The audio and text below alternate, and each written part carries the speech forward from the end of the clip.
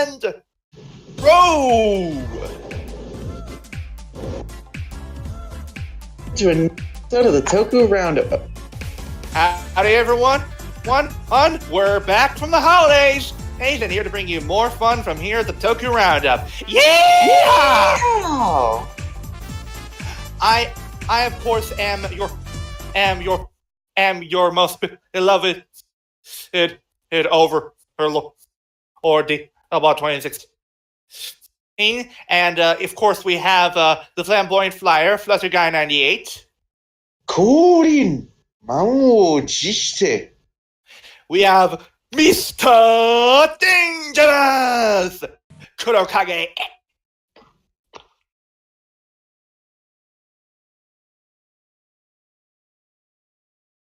Yes. Let me just say this to start. We are very sorry for our 2-week hiatus. It was the holidays, people. We needed a break. But no worries. We're back, and we're better than ever. Damn it, Okay. I'll stop. Okay, but yes, people. We're back finally, and we have a lot of catching to do. But before we start, just as up for those of you who are watching, make sure to check out our Christmas riff of episode 45 Loop Hat. Kuro should be uploading that shortly after this has been uploaded to YouTube. So feel free to watch that. Get a few laughs at us going, what the fuck with this episode so many times. And hell, maybe it'll make the episode more enjoyable for you when you watch it. Maybe. Maybe. Probably not. But we prefer the views. Anyway, but yes, sadly, people, it's only the three of us currently. The Scotsman is MIA. Ulti currently will be away for a few weeks due to real life issues. So it's sadly just the three of us jokers. Yep. But that does not mean we will not make sure you are entertained. Exactly. Now then, let's go over last week's keyword puzzle. Now then, the keywords were letters, melee, and signature. Flutter, do you have any guesses? Sadly, no. Well then, too bad. It was Kuro's pick last week, and Kuro, well, tell him what the answer is. Oh. The letters are for the A and B buttons on the side of the weapon, and melee because it's a melee weapon, and signature because it is the signature weapon of Xaid. And sometimes again. But other than that, yeah, Flutter. Sorry, you just lost the game.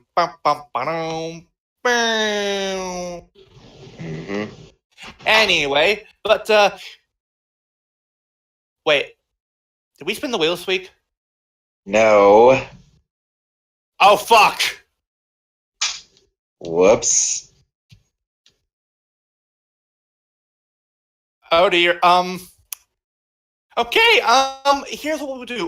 We will spin the wheel now, and the episode, the person who the wheel answers on will have until the end of the episode to basically give me some keywords, give me an answer, and or to make some keywords out of. Wow, what a great way to begin the first episode of the new year, huh? Yeah. We forgot the damn keyword puzzle. Wow, Professionalism! We're swimming in it! We are. This is absolutely terrible. Well, so much for trying to be more professional this year. Wait, we never made that resolution at all. Right? Not like we'll keep it anyway. Fair point. People never even follow their New Year's resolutions anyway. Anyway, now then, and I've applied the wheel changes, and now let us spin the wheel. This week it will be Flutter. You get to pick the answer. Ah. You have till the end of the episode to figure out an answer, which shouldn't be too hard given how much news we have to go over. Have fun. Anywho, so let us get to the nitty and gritty of this news roundup. Start. And starting us off, we have new scans for Geo. Who wants to cover these? I'll do it. All right. Okay, let's do it.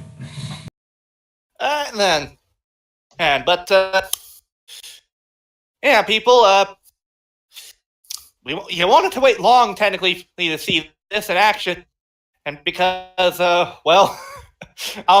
this is basically came out yesterday in Japan, so, yeah.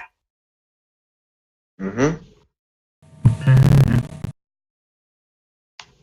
Let's see here. But we of course have a new challenger approaches. That being Commander Waz, who has basically been teased to us for a while now. Let's face it, we all knew Waz was going to be a writer at one point. It was inevitable. Yeah, but Waz will transform via the Beyond Driver, and he will have the Mirai watches for the two. Mirai watches. Mm-hmm. I just said that. Sorry. He has the Mirai watches of two future riders. Actually, three, but sadly, you only have the two in the scans. Commander Quiz and Kamen Rider Shinobi. The latter of the two has actually been revealed. Yes. And the answer of who he is? Star Ninja! Wow! Yeah, people. Kenji basically has decided to throw away his cowboy hat and basically be a real ninja by being in this series. Mm-hmm. We actually have a proper look at Shinobi's suit. And it's actually a kit bash of several other suits, including parts of the ride players. Hers we have it's part of a few parts that include Fuma's katanas and such like that.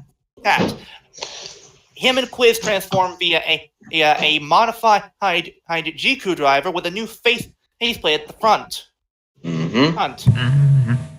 Hunt. The base suit for Shinobi is actually the undersuit of a ghost suit before it gains the parka. While Quiz's suit is mostly used as an XA body.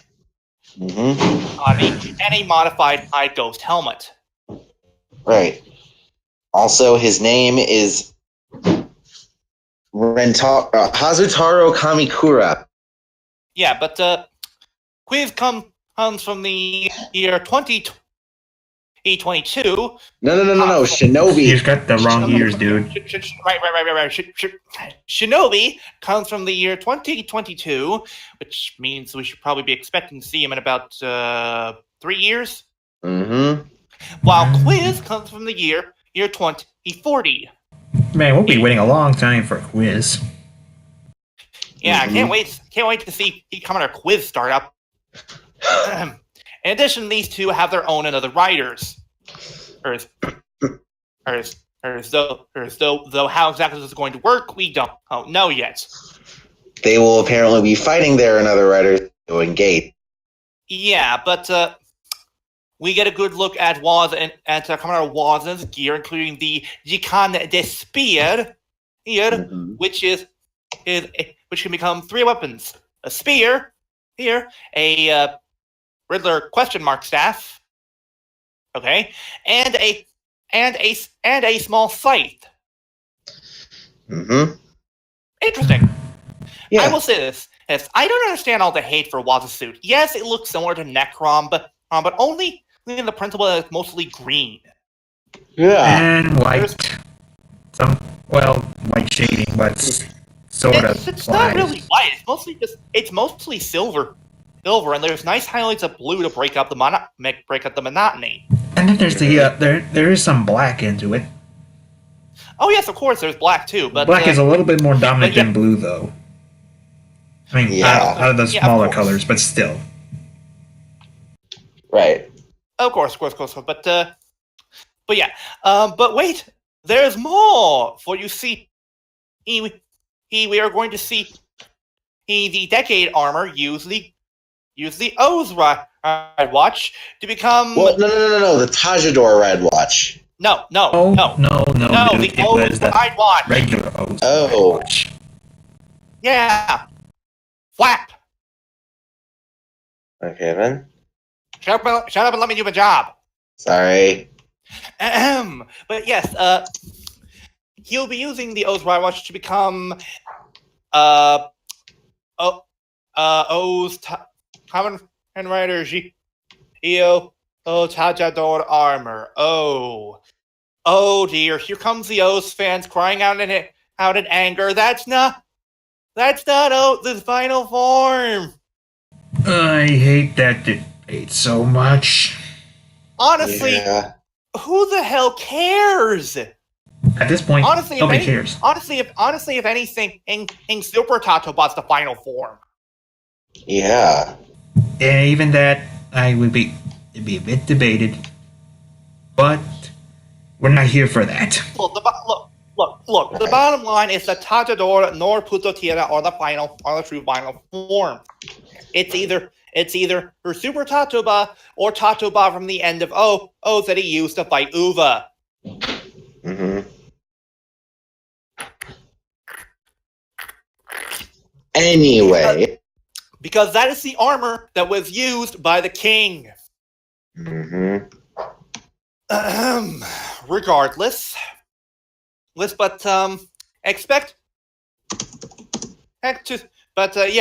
look forward to seeing this soon, boys and girls. In fact, you'll probably be seeing clips of this by tonight. Mm-hmm. But now then, next up we have the scans for Lupat. Who wants to take this one? I will. Okay, Fantastic. Let's go. So, Televi-kun has revealed scans for the final 4 episodes of Lupat. Ghost will apparently give herself a new Lupin collection piece to power herself up and, in turn, kidnap Noel. The teams will work together to rescue him. She will also give Zamigo a new save to hold a Lupin collection piece. Super Lupin Red will use the Scissor Shield to face Zamigo, and the teams will work together to defeat the Gangler. Here's hoping we get a good final battle between Zamigo and Kairi. Mm-hmm. I hope. Same. I love you. Don't get me wrong. I love you, but you kind of screwed the pooch in the bank, Randy Yamato. A rivalry near the end. Mm-hmm.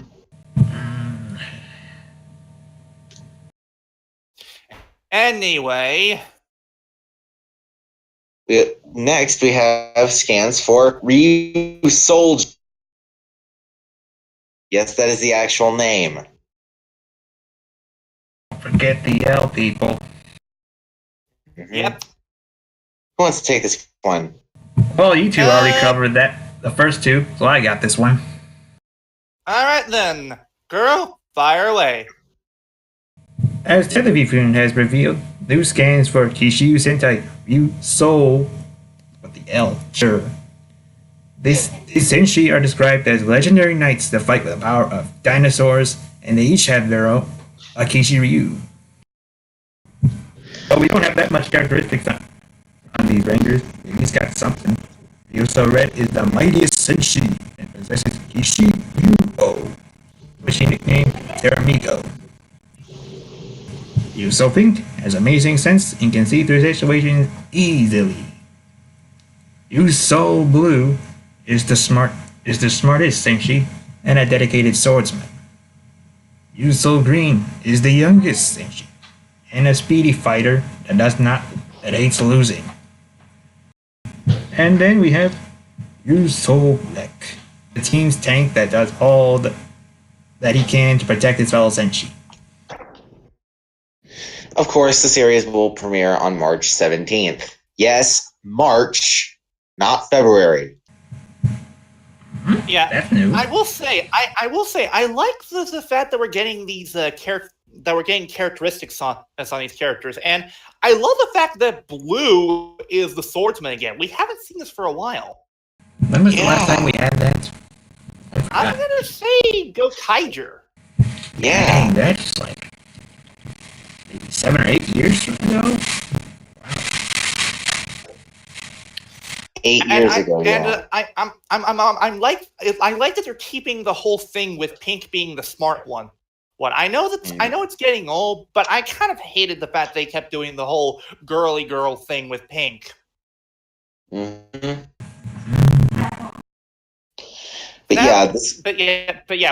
We sadly do not have any cast members revealed yet. Though I have a feeling that he'll come at least February or later in January. Mm-hmm. Let's hope they're not Also, they're tolerable. Yeah.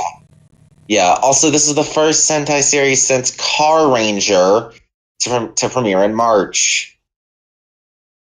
Dang. It was over 20 years ago. They should Yeah. do something different. Well, they really want to make Yeah. sure this series works. Wait, hold on. Did we go over last week? Did we go over anything involving the producers? Oh, whoops. Oh, Don't worry. I'll take care of it. All right. In addition to this, we have reveals on some of the creative staff here working on Ryu Soldier. Toku producers Shinya Maruyama and Kazuhiro Takahashi will be the producers, and written by Junpei Yamoka, who has not written anything for Toku, but has mostly done J dramas. Mm-hmm. Go ahead. The series will be directed by Yakami Hirouchi, who did work for Heisei Generation's Final. Oh, no, not Final Forever. No. Yes, that's what it says here. Final. Oh, never mind then. He is also best known for his work in Kamen Rider X and Kamen Rider Build. This will be his first time directing a Super Sentai series, and last this series will be produced by Kiyoshi Hikawa, who is apparently not really done any music for Toku. He apparently did music for CSI Crime Scene Talks. Okay. Hmm. Also, the producers have worked on Toku before, of course. But unfortunately, the Toku they've worked on is pretty bad. Yeah. Shinya Maruyama worked on Pretty Guardian Sailor Moon, while Kazuhiro Takahashi worked on Kamen Rider Ghost. Let's hope they've gotten better experience since then. Otherwise, we're probably in for something bad. Oh boy. Yeah.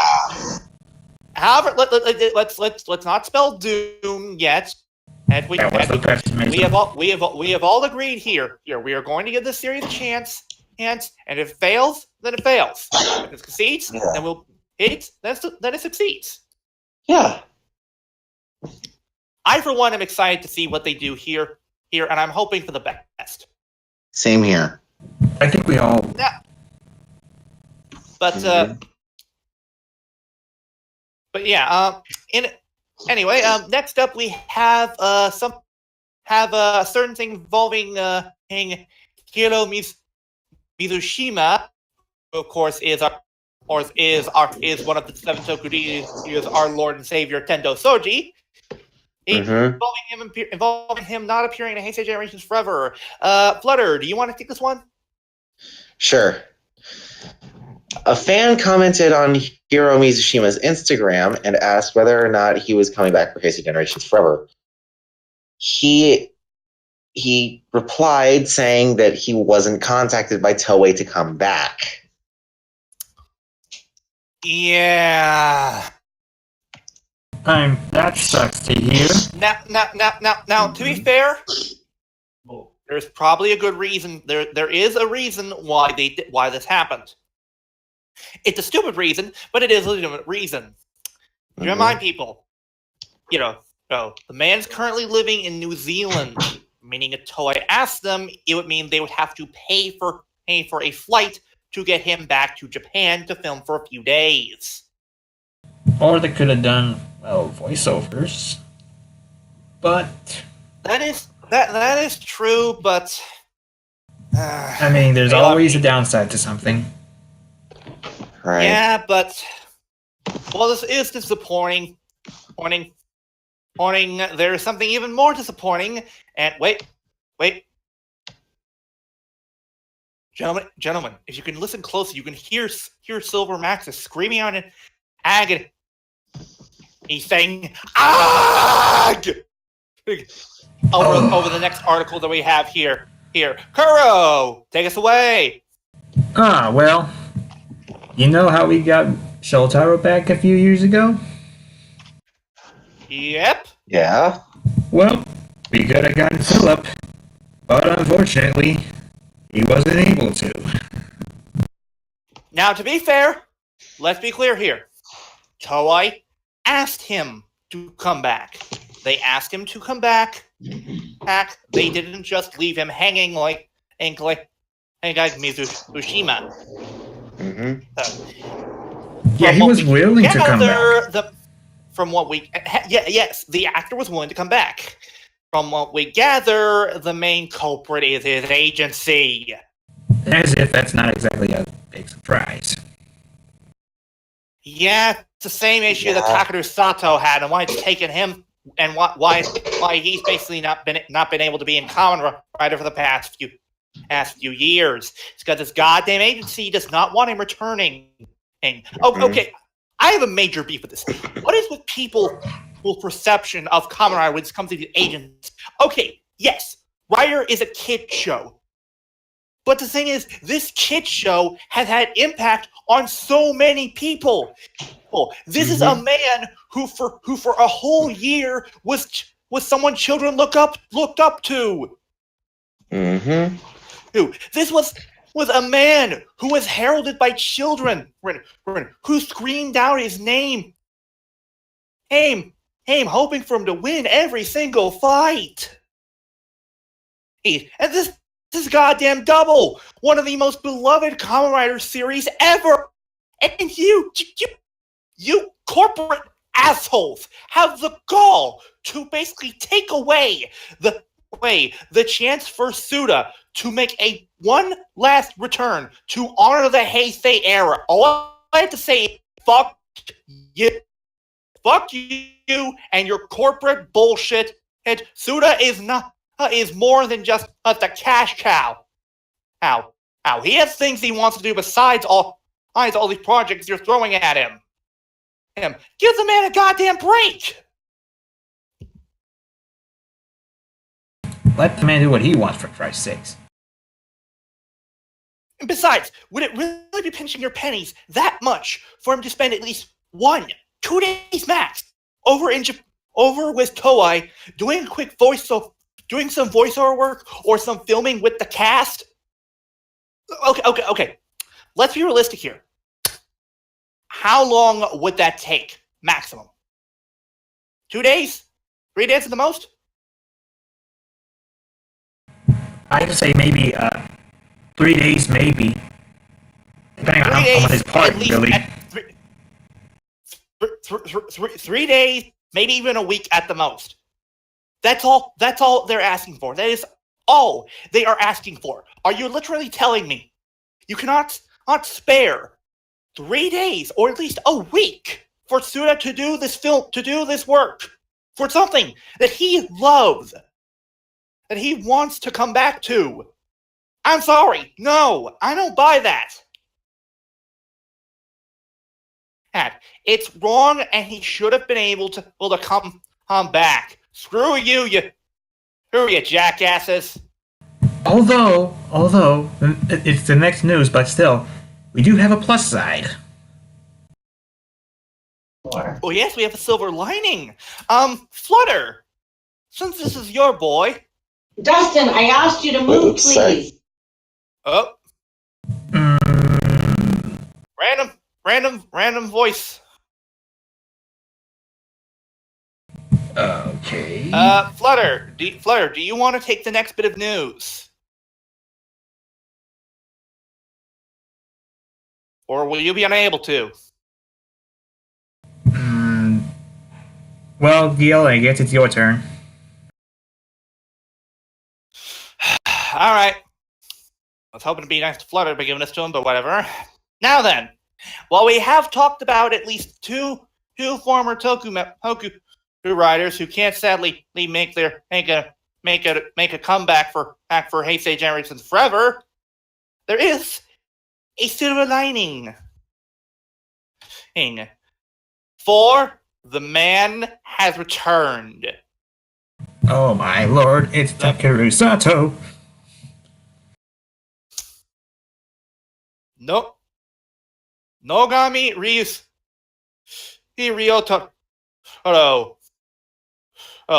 Ore Sanjo. Oh. Yep, people, he's back. And it's not a voiceover. He is going to make a physical appearance in the film. This originally supposed to be a surprise, but sadly, well, given on the internet is you can't really get away with that anymore. The only time anyone was able to get away with that was during Infinity War, and even then there was still some stuff that was basically revealed that happened behind the scenes. Thanks, Tom Holland. Don't be harsh on him. I know, but still. I thought play a joke. Look, he didn't spoil too much. Let's not be harsh on the kid. Besides, he's... Alright, given an end? Alright, he did good in the movie overall. Anyway, that's not here nor there. But yes, people, Takeru Sato is going to make his grand return as the character for Heisei Generations Forever. His last appearance was in Sarabadeno. Final countdown. How many years ago was that? Let's see. That's at least counting in the current year it is now about 11 whole years. Holy crap! Took him forever to get back here. Oh, it doesn't matter. He's back here. I see what you did there. It took him forever to get back here. Oh shit! I didn't mean that. Pun unintended. Sure you didn't. Ah, whatever. We got other stuff to go on. We can't just gush over this. Yeah. But yeah, Deno fans. Hold on. Kuro. What would Waz say here? Anyway. Yes, rejoice, Deno fans. For the true Deno has returned at last. About goddamn time. Shut Nice up.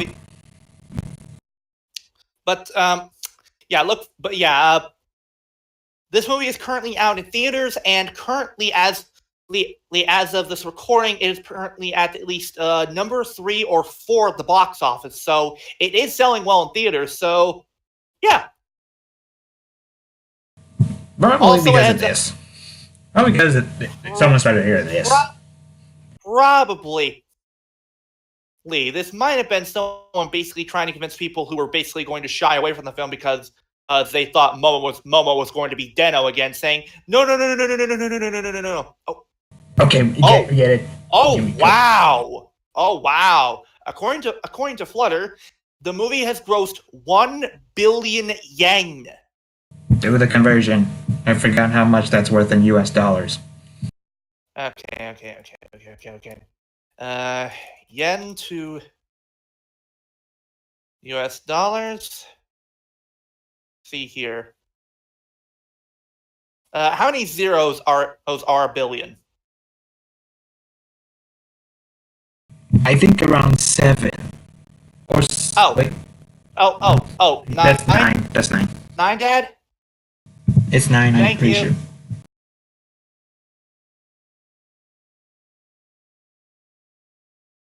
One, 2, 3, 4, 9. That is about. Whoo, boy! Curl, you might want to take a look at how much this is in US dollar. Holy smokes! That's a lot.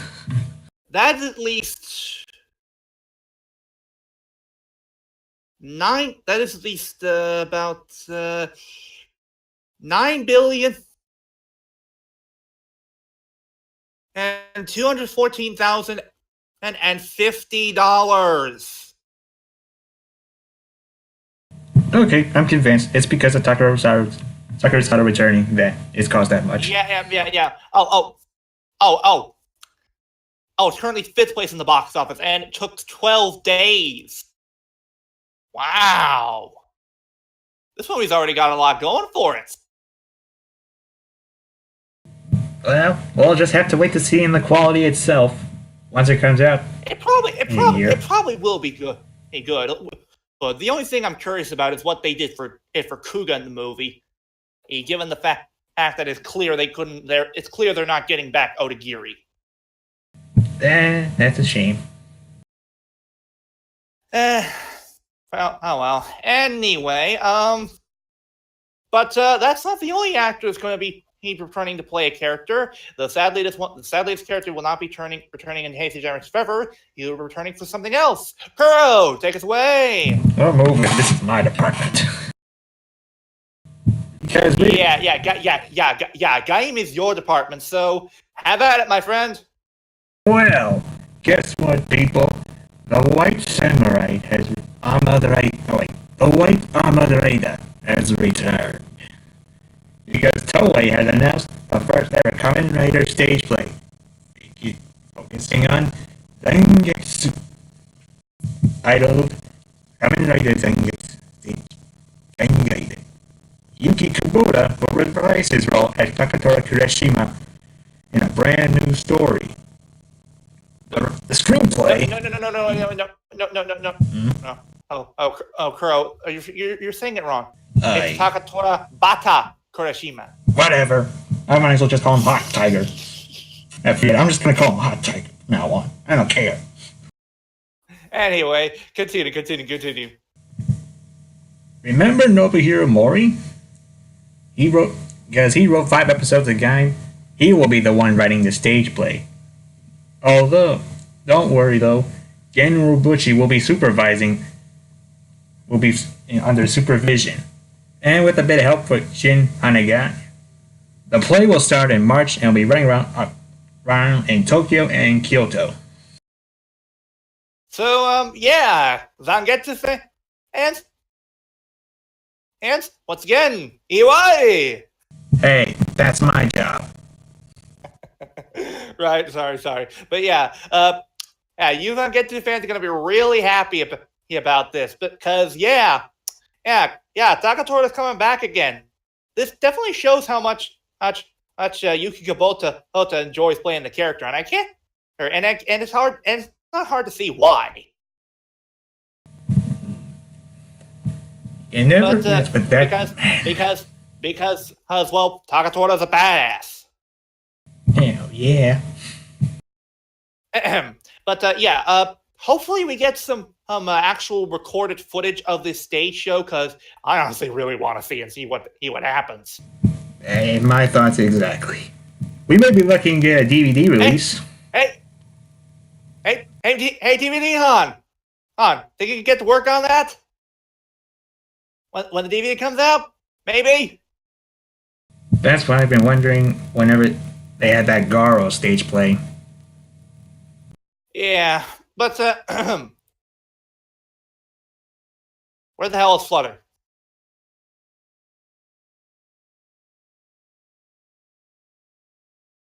He's still here. Flutter, why are you muted? We need you here.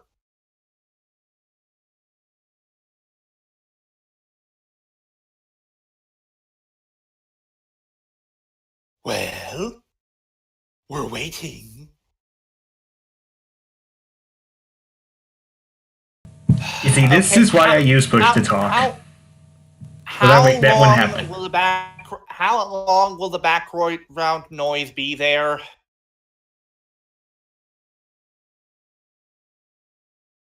Look. Okay, Flutter, here's what you do. Take your station, move to another room where it's more quiet. Trust me, it does work. Why not?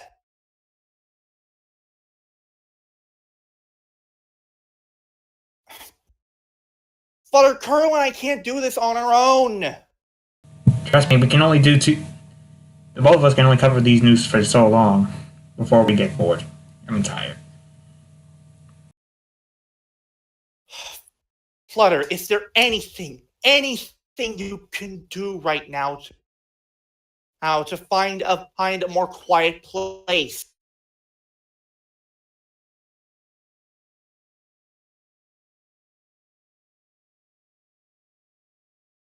There must be some.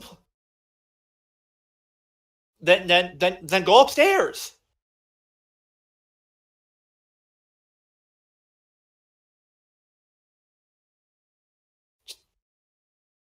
Look, Flutter, we can't do this with only 2 people here. It won't work. We need at least 3. When Gunther and I did the show by ourselves, it didn't work out that well.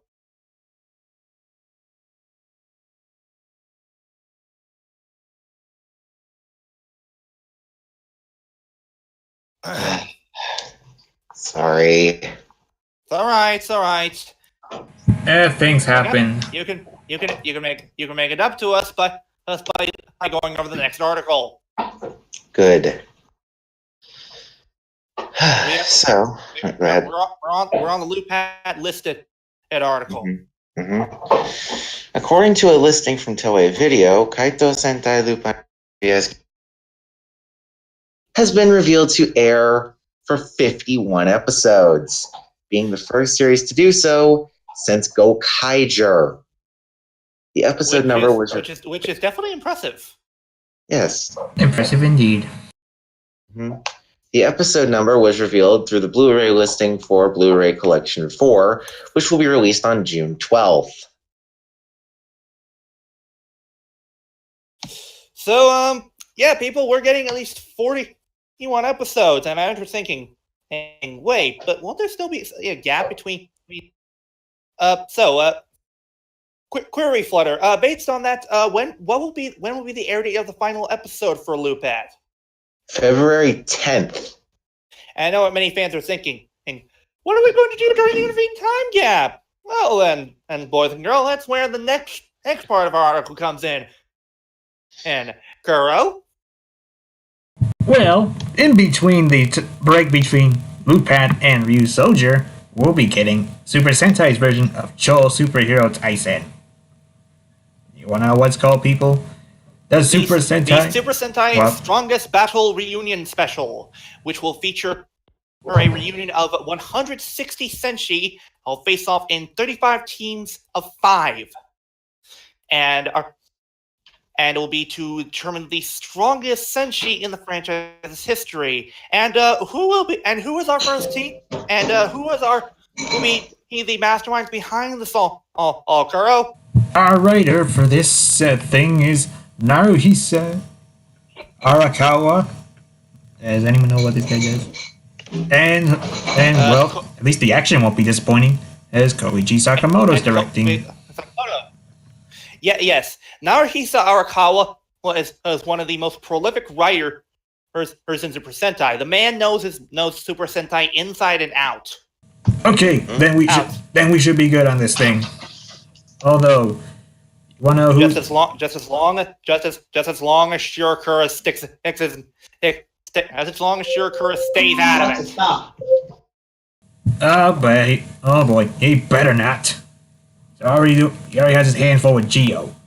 Lord knows what is gonna happen. Yeah. Although, But yeah. we have the but yeah, team for this. Let me take care of we this. have one of the teams. The oddball team. Rita. Or The team- any flavor red team. Or at least something that has the color red in it. Somewhere. Let's Kuro, who is a member of our first team? We have Kagura Izumi, Toku Gogo. And I thought we're not. Oh god, no. Oh god damn it. We have Wait, let's see here. Bakaharu. No.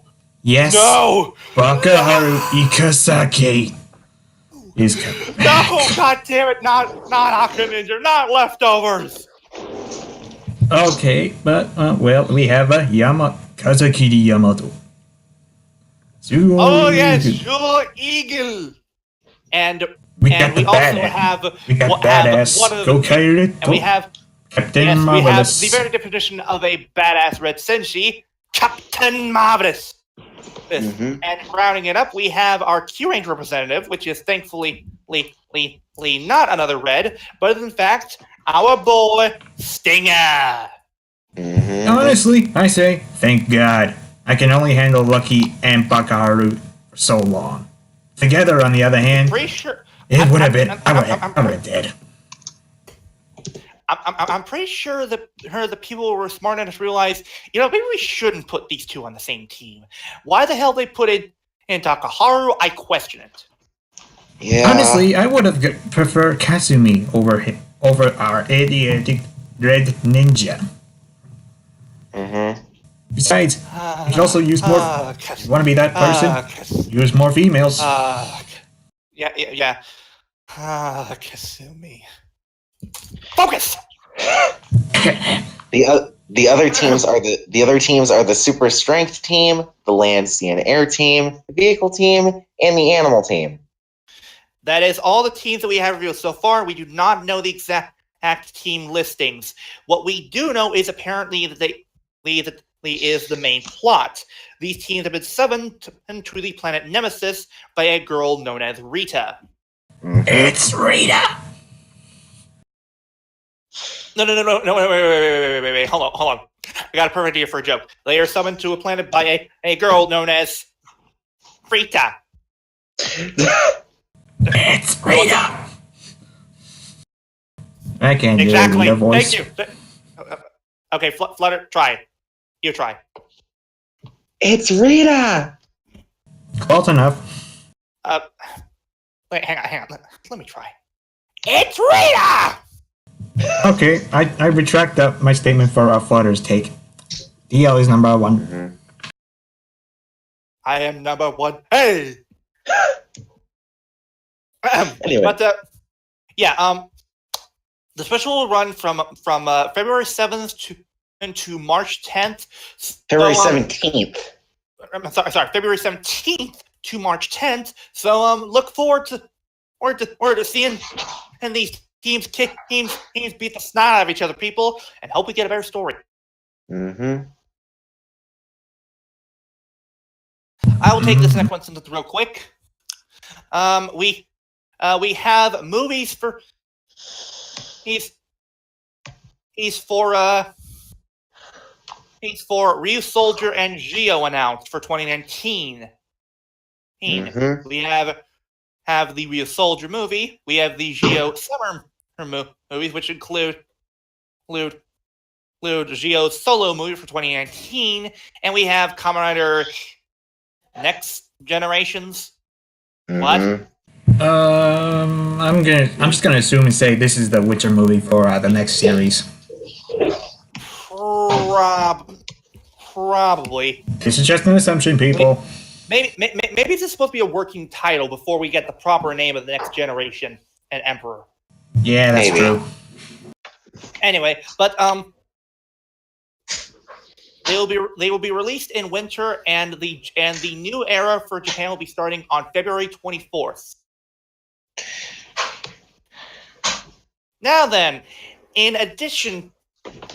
next up, Flutter, care to go over this article involving the Beyond Driver? Tohei has a duo Roha Afro will be doing singing voice. Will be doing the voice. It will be the voice of the transformation announcement for the Beyond Driver.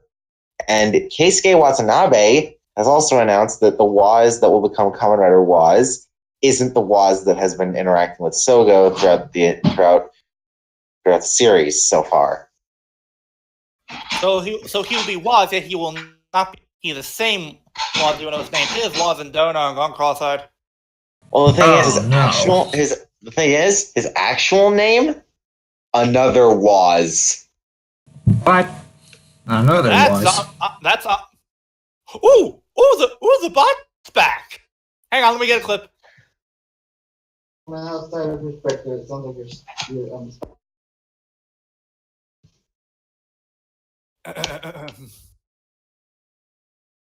So we have Waz. So we have this different Waz who's not really the same Waz, but it's a completely different Waz, and his name is also another Waz, even though he's not another writer. Or even though he is the real writer. So it doesn't really make sense with the name and. I don't know, I've gone cross-eyed. My head hurts. Wibbly wobbly timey-wimey bullshit. Anyway, but yeah, we also have a reveal of the Beyond Driver and its voice. We have the proper toy and everything, and I don't like it. Oh, you're not the only one. You're not the only one, man. Oh, God. I don't like this new voice at all. It sounds way too over the top. It's like it's trying to be the Gokai Stellar, except, it's not as in deep failing and longer. And Unplug that black cord, Dustin.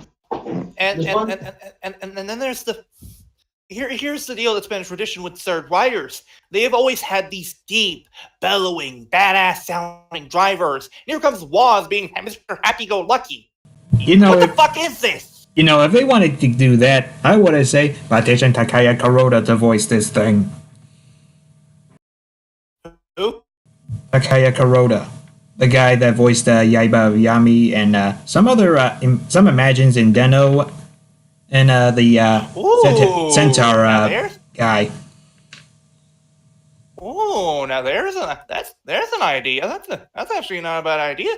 Yeah, Kuro, I like that. The only reason I say that is because of Rikiya Koyama being the voice of the Jiku driver. Honestly, I just want to see those two badasses voice drivers. Fair enough. I mean, you can't. I mean, and it's hard to get more badass than fucking Joe the Haze. Damn right. But speaking of Gio, we have something involving the series. I'll take this one.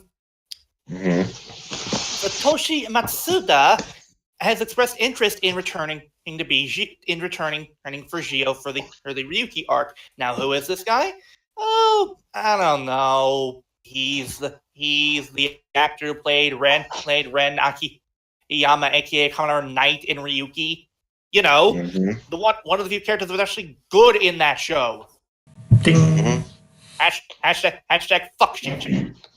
Yeah. And you know all the times that people like to say, is Gates actually the son of Ren? Somewhat. If we had that little supplementary project, we could have had that joke. Yeah, I would love if they actually got him back. That would be hilarious. If they even, you know what? They could do that. They could have done that if they did a 0.5 episode. Yep. Shame they But, had to go away. Yeah. Mm-hmm. Say la vie. But Yeah. he hasn't. But Akiyama hasn't really done anything in Ryuki since the show. Though he did voice his American counterpart, Len, in the Japanese dub of Dragon Knight. Mm-hmm. Right. Which Awesome. the fact that he voiced his American counterpart in Dragon Knight is honestly really meta. Yeah. A shame the others couldn't do it, but well, there's statute limitations. It's fine. Besides, do we really want to hear the shrill voice of Shinji come out of Kit Taylor? I don't think so. Okay, you have a fair point.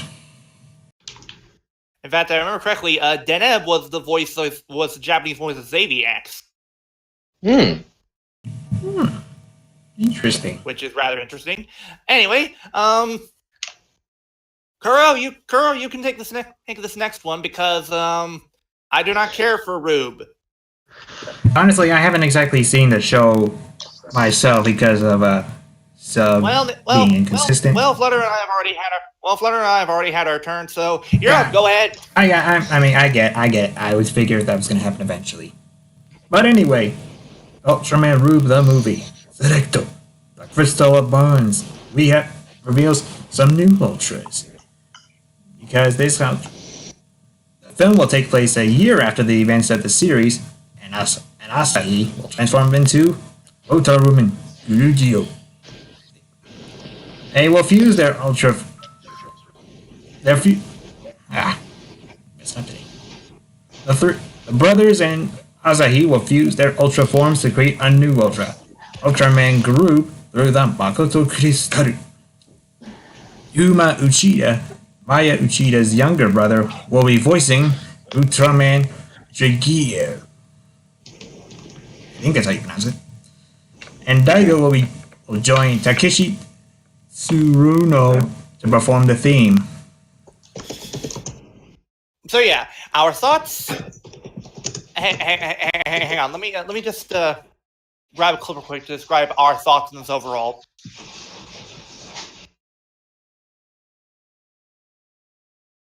Hang on.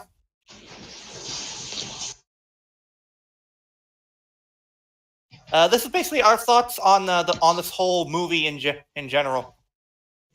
Well, excuse me, Mr. T'Challa, would you please do the honors? I don't care. Thank you. Yeah, I'm sorry, people. We don't care anymore. We don't care about Ultra. And from what we've heard, Rube was not that good. If I wanted my Ultra fix, I could probably just watch Ultraman Geed.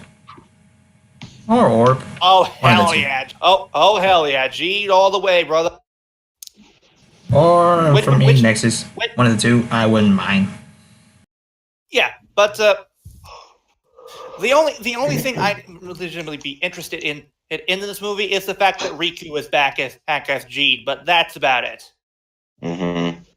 Anyway, but next up we have info involving the Kamen Rider girls. Actually, Flutter, do you want to take this one? Sure.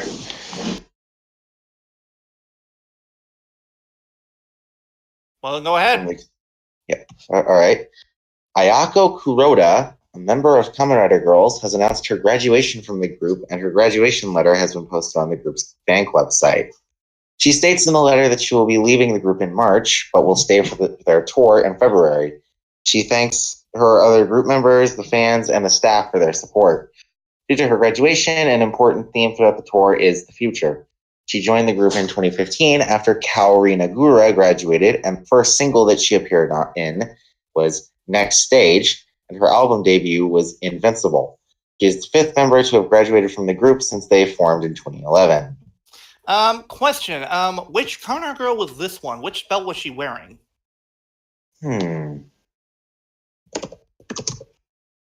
I'm curious because I don't remember their names. I just remember what belts they wore. Yeah, same thing. Same here. Oh. What? No. Come Belt on. that she wore. Out with it. The Ghost Driver. Okay. We will not knock her for the belt she wore. It's just part of the job. Mhm. Yeah. I'm sure she is a very sweet person, and let's just not dwell on that. Yeah. We're not here to Instead- land on this. Instead, let's dwell on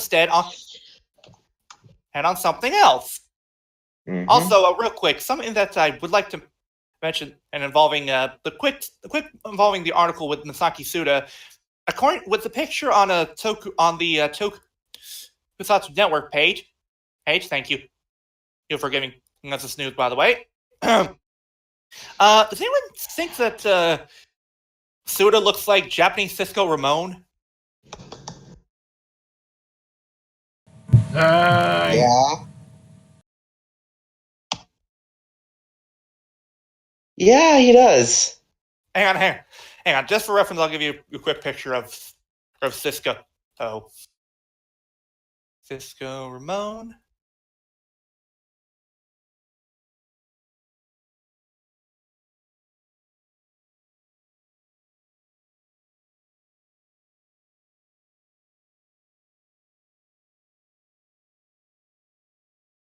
But yeah,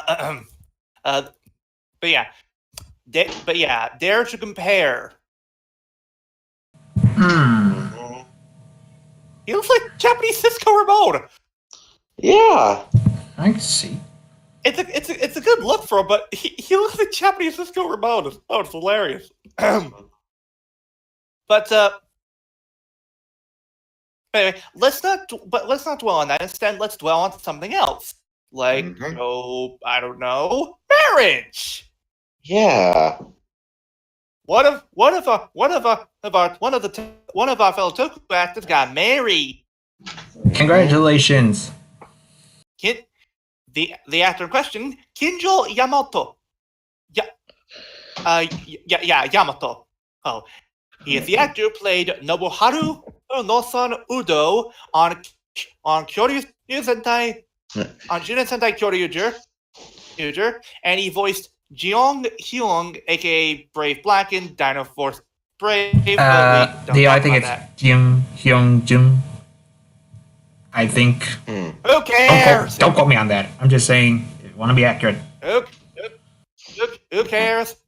Yeah. Me. Yeah. But, Whatever. Let's just go on. Let's. Fun fact, however, involving Nosan, for those of you who don't know, his character originally in Kyoryuger was supposed to actually be a father, or before or executive medical team Takahiro Omori basically decided that no, we'll make him an uncle instead. Yeah. But hey, at least now he's married. At least he's married now. And his lovely lady in question is the actress Sayaka Kotani. And she is no stranger to Toku either, as she appeared in 2 episodes of Kamen Rider O's. In fact, I will actually look up the exact episodes because I think I might know the episode she was from. Let's see here. See. So. Aha! Okay, what do we got? She did play a nurse in episode 13 and 14 of O's, but in particular, she basically was the nurse that was controlled by the Greek god that they created.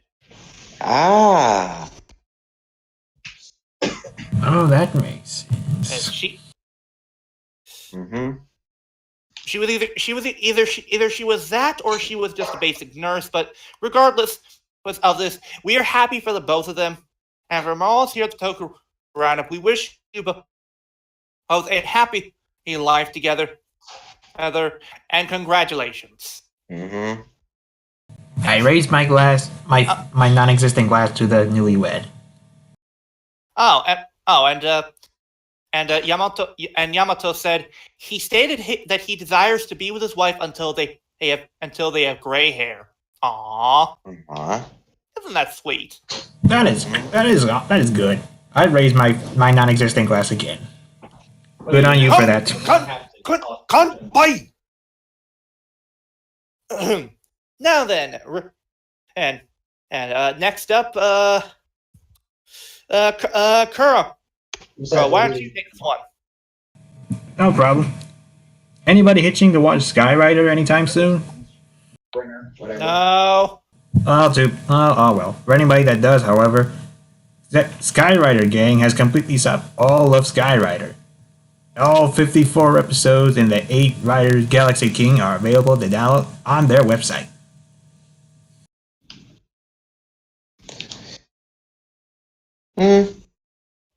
From what I've heard from Deshinta, apparently he considers Skyrider to be the worst of the Showa series.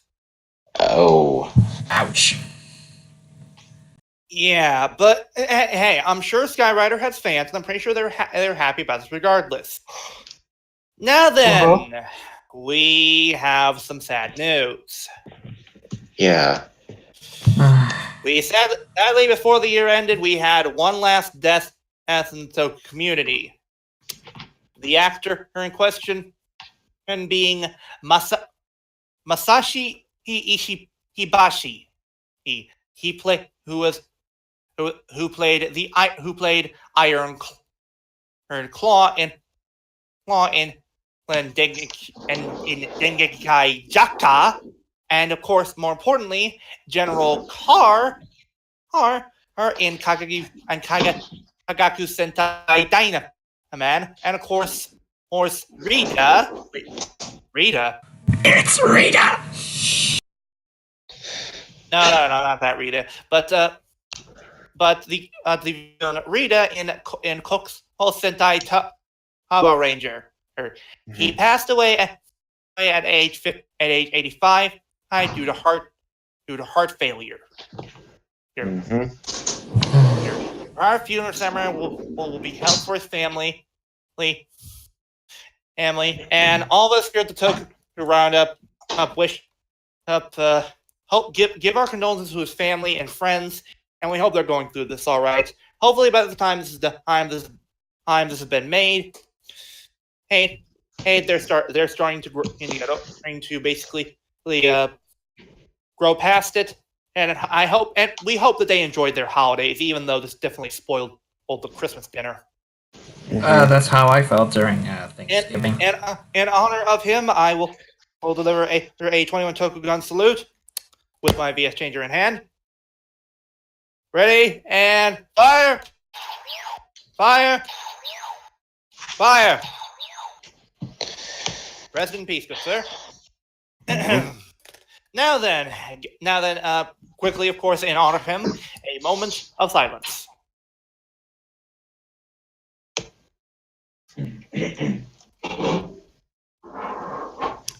Rest in peace.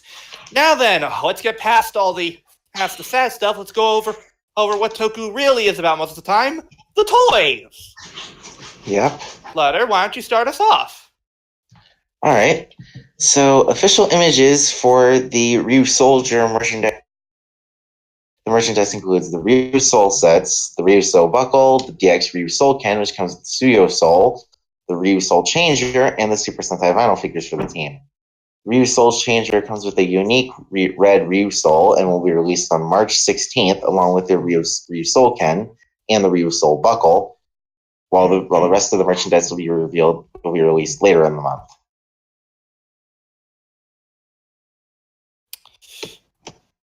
Well, that's nice.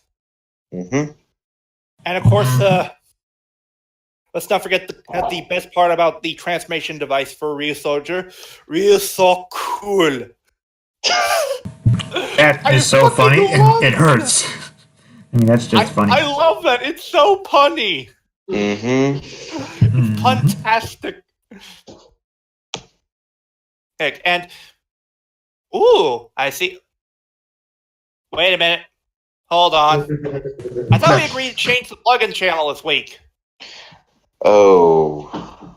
Whoops. We'll save it. We'll save it for next week. There's nothing we can do about it now. Mm-hmm. Anyway, but yeah, look forward to that. In fact, Flutter, while you're at, let's go over the other stuff involving the sets with the Ryu soldiers. So Bandai has revealed official images 0, 1, and 0, 2. Sets come with 3 Ryu souls each. Set 1 comes with the Haya soul, Nobi soul, and Omo soul, while set 02 comes with the Muki Muki soul, Chisa soul, and Migake soul. Wait. What was that last one before the Migake soul? Chisa. Chisa!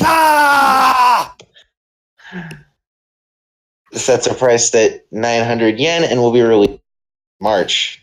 For any JoJo fans in the audience, I am not sorry. Oh, I got it. Yeah. Chisa! Mm-hmm.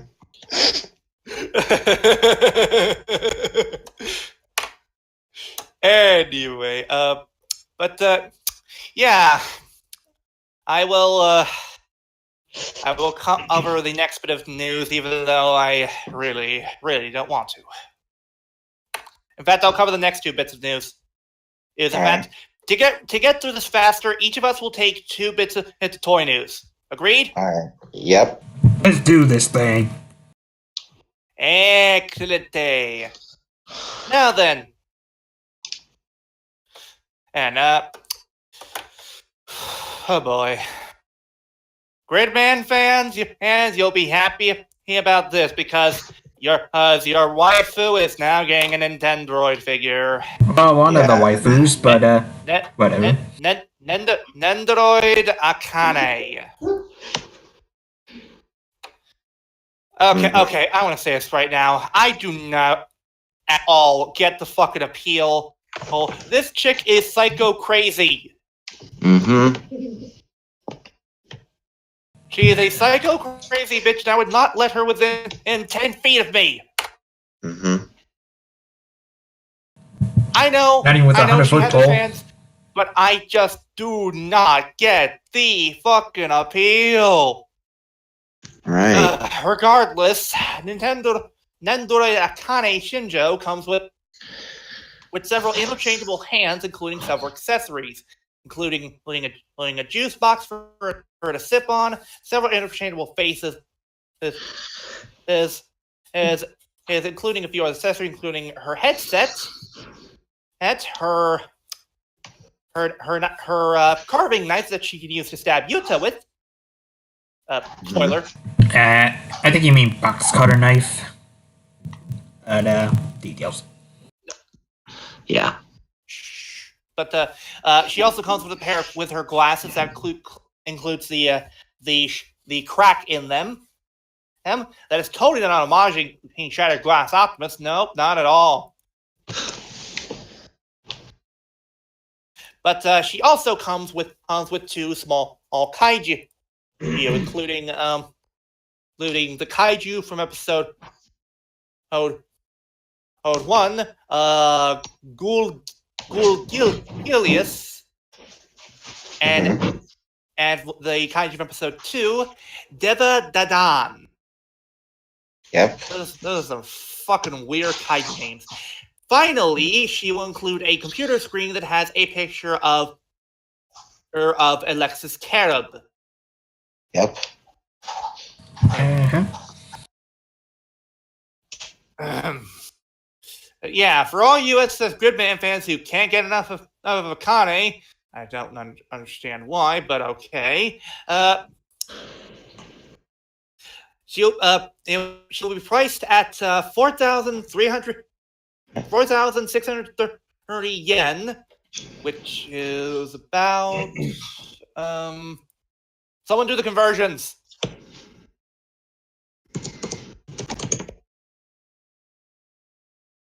$42.66. Thank you. Welcome. But yeah, and she will be released for pre-order her on February 13th. Mm-hmm. So yeah, SS Gridman fans, if you really want that figure, and worship Epicane as your waifu, which I can't understand why, but whatever. Don't harp on get it, your hands dude. on. Everyone's got their tastes. Yeah, except I understand people's taste in psychos. Oh. Oh, Anyway. we're not here to rant. If I want a waifu, I'd rather her not have one. When I wake up in my bed next to it, suddenly find myself stabbed in the fucking chest. Anyway. Regardless, now we have our look at another set of figures from the writer Kicks figure line. Alright. First includes Kamen Rider Rogue, and these which Rogue. Let's hang on. I'm trying to be. There we go. Yeah, we first have Kamen Rider Rogue, who looks all right. I'm a little bit annoyed that his trans steam gun doesn't have a trigger. His nebulous steam gun doesn't come with a trigger, but whatever. I'm a little bit annoyed that there's basically just a huge hunk of plastic near where the trigger is. It's usually how most guns at least have the trigger, or whole molded in, but whatever. But looks all right. But the next one, the one that's most important is.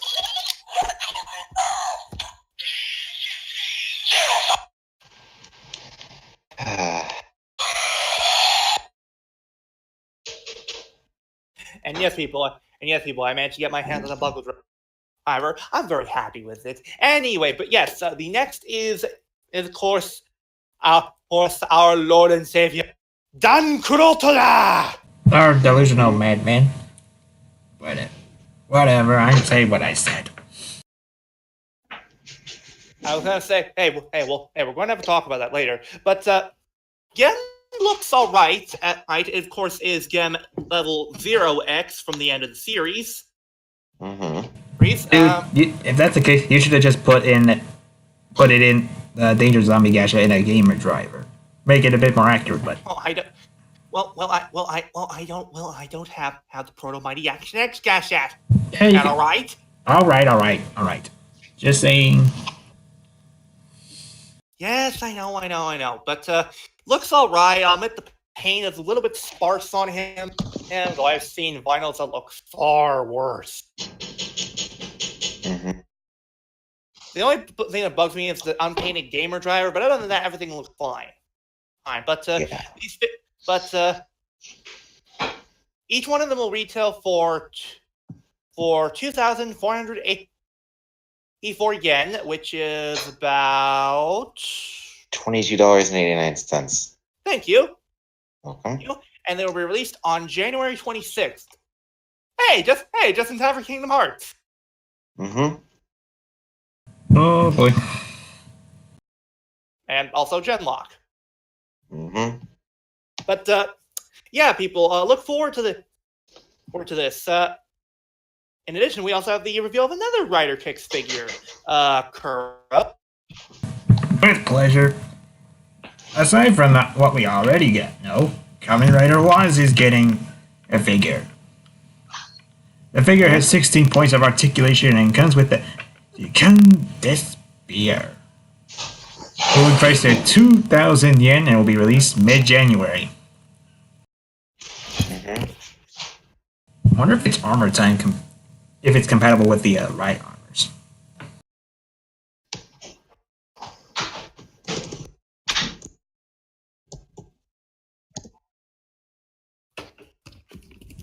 Although that's not all with the Geo stuff, because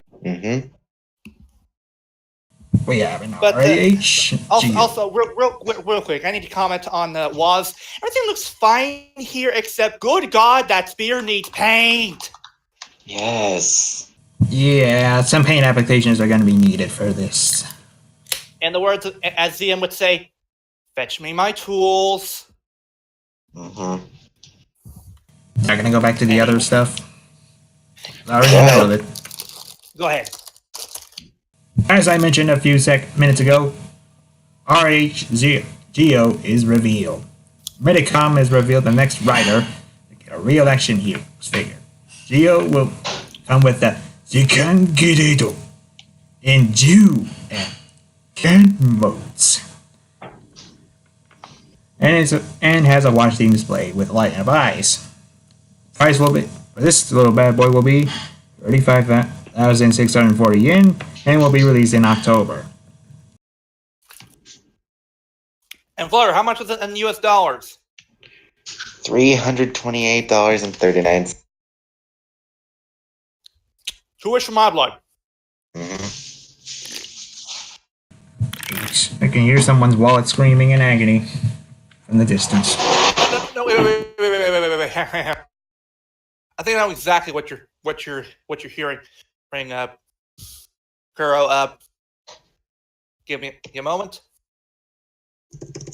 And I think what you're hearing is hold on. Actually, if you listen closely, we can all hear it.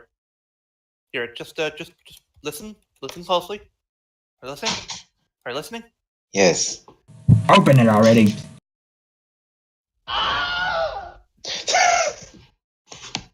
Yeah, that's about what we're hearing. Mm-hmm.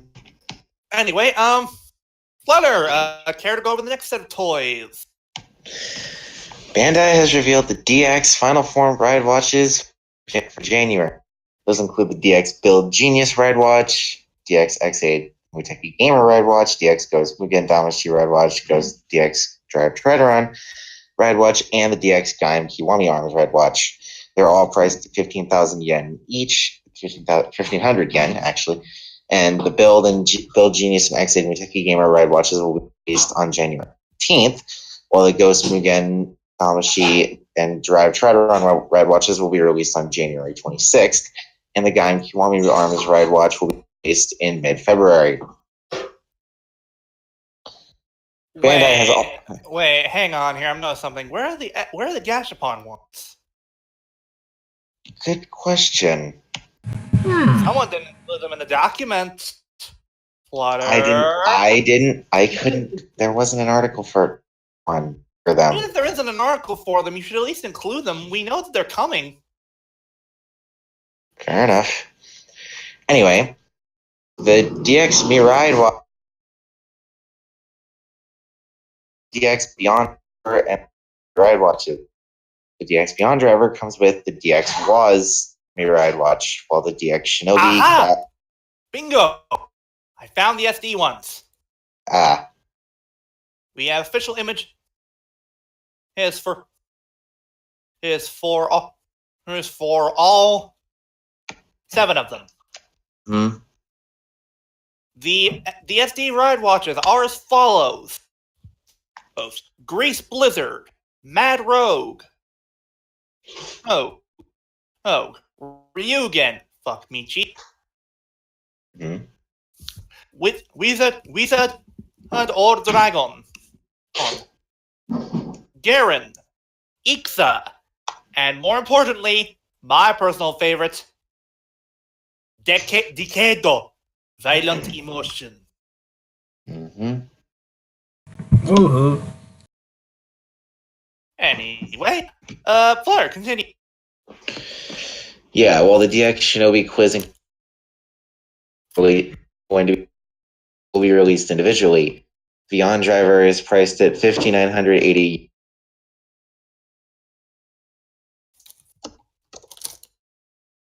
Or how much in US dollars? $55.10, while the quiz or DX and the DX Mirai watch holder is priced at 1,500 yen. They're all available now. The DX Shinobi quiz and Kikai Mirai watches are priced at 1,800 yen and will be released on January 12th, 26th, and late February, respectively.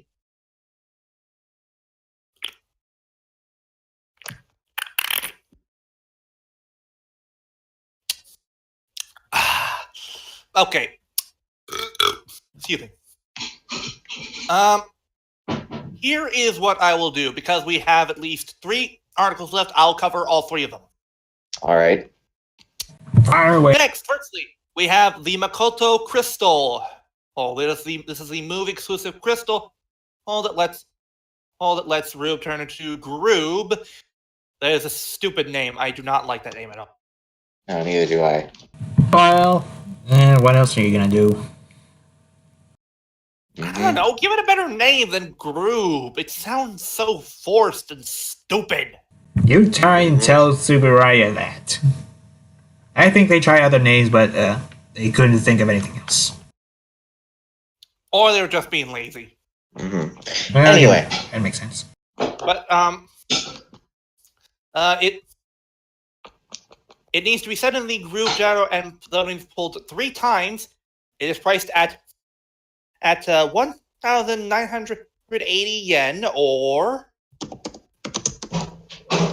$18.24. and it is currently available now. Do we care? Nope, not really. Let's get out of here already. We got other stuff to cover. Right. Next we have, I'm sad the Scotsman isn't here. It's his favorite section. Premium Banda. Mm-hmm. Cha-ching! Anyway. We have the SH figure art, Raido Striker, and Jikan Grade and Zack set reveal. Yeah, people.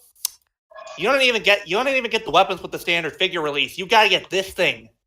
Mm-hmm. Which I am sorry, I'm gonna say right now, that is absolute bullshit. Mm-hmm. Someone play that "We Got to Have Money" clip, because I think that's appropriate. I'll get it. See here.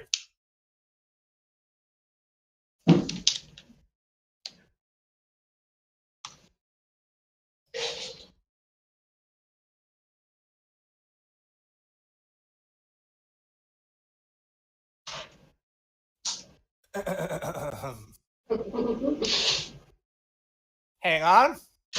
This is basically Premium Bandai in a nutshell.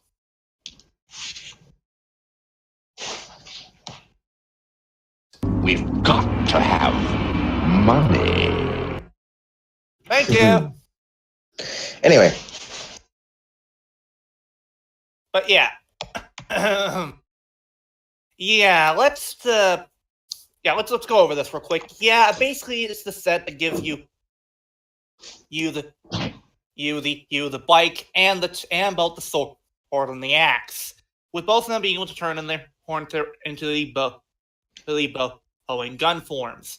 This includes extra hands for Gio and Gay, hands to hold the weapons, and in addition includes a stand for the rear wheels and a Thomas joint stand. It says priced at 6,480 yen, or Whoops. Or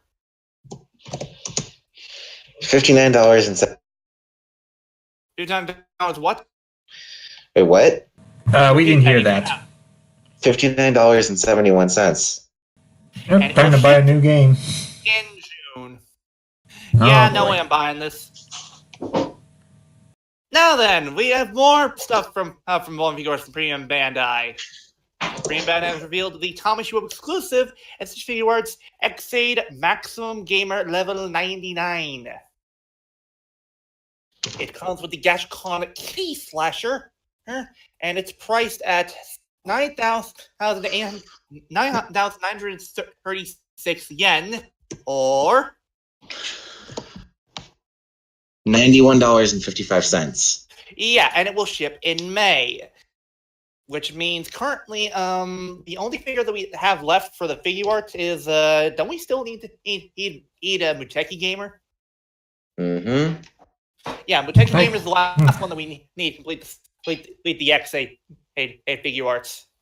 Boy, I can't wait to see how much they'll charge for that thing.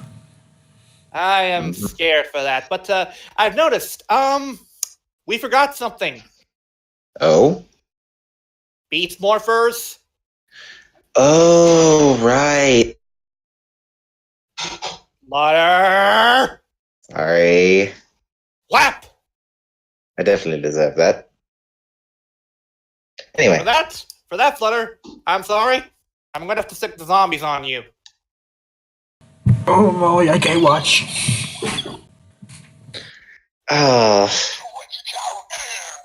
No, wait, hold on. That's not one. This one is.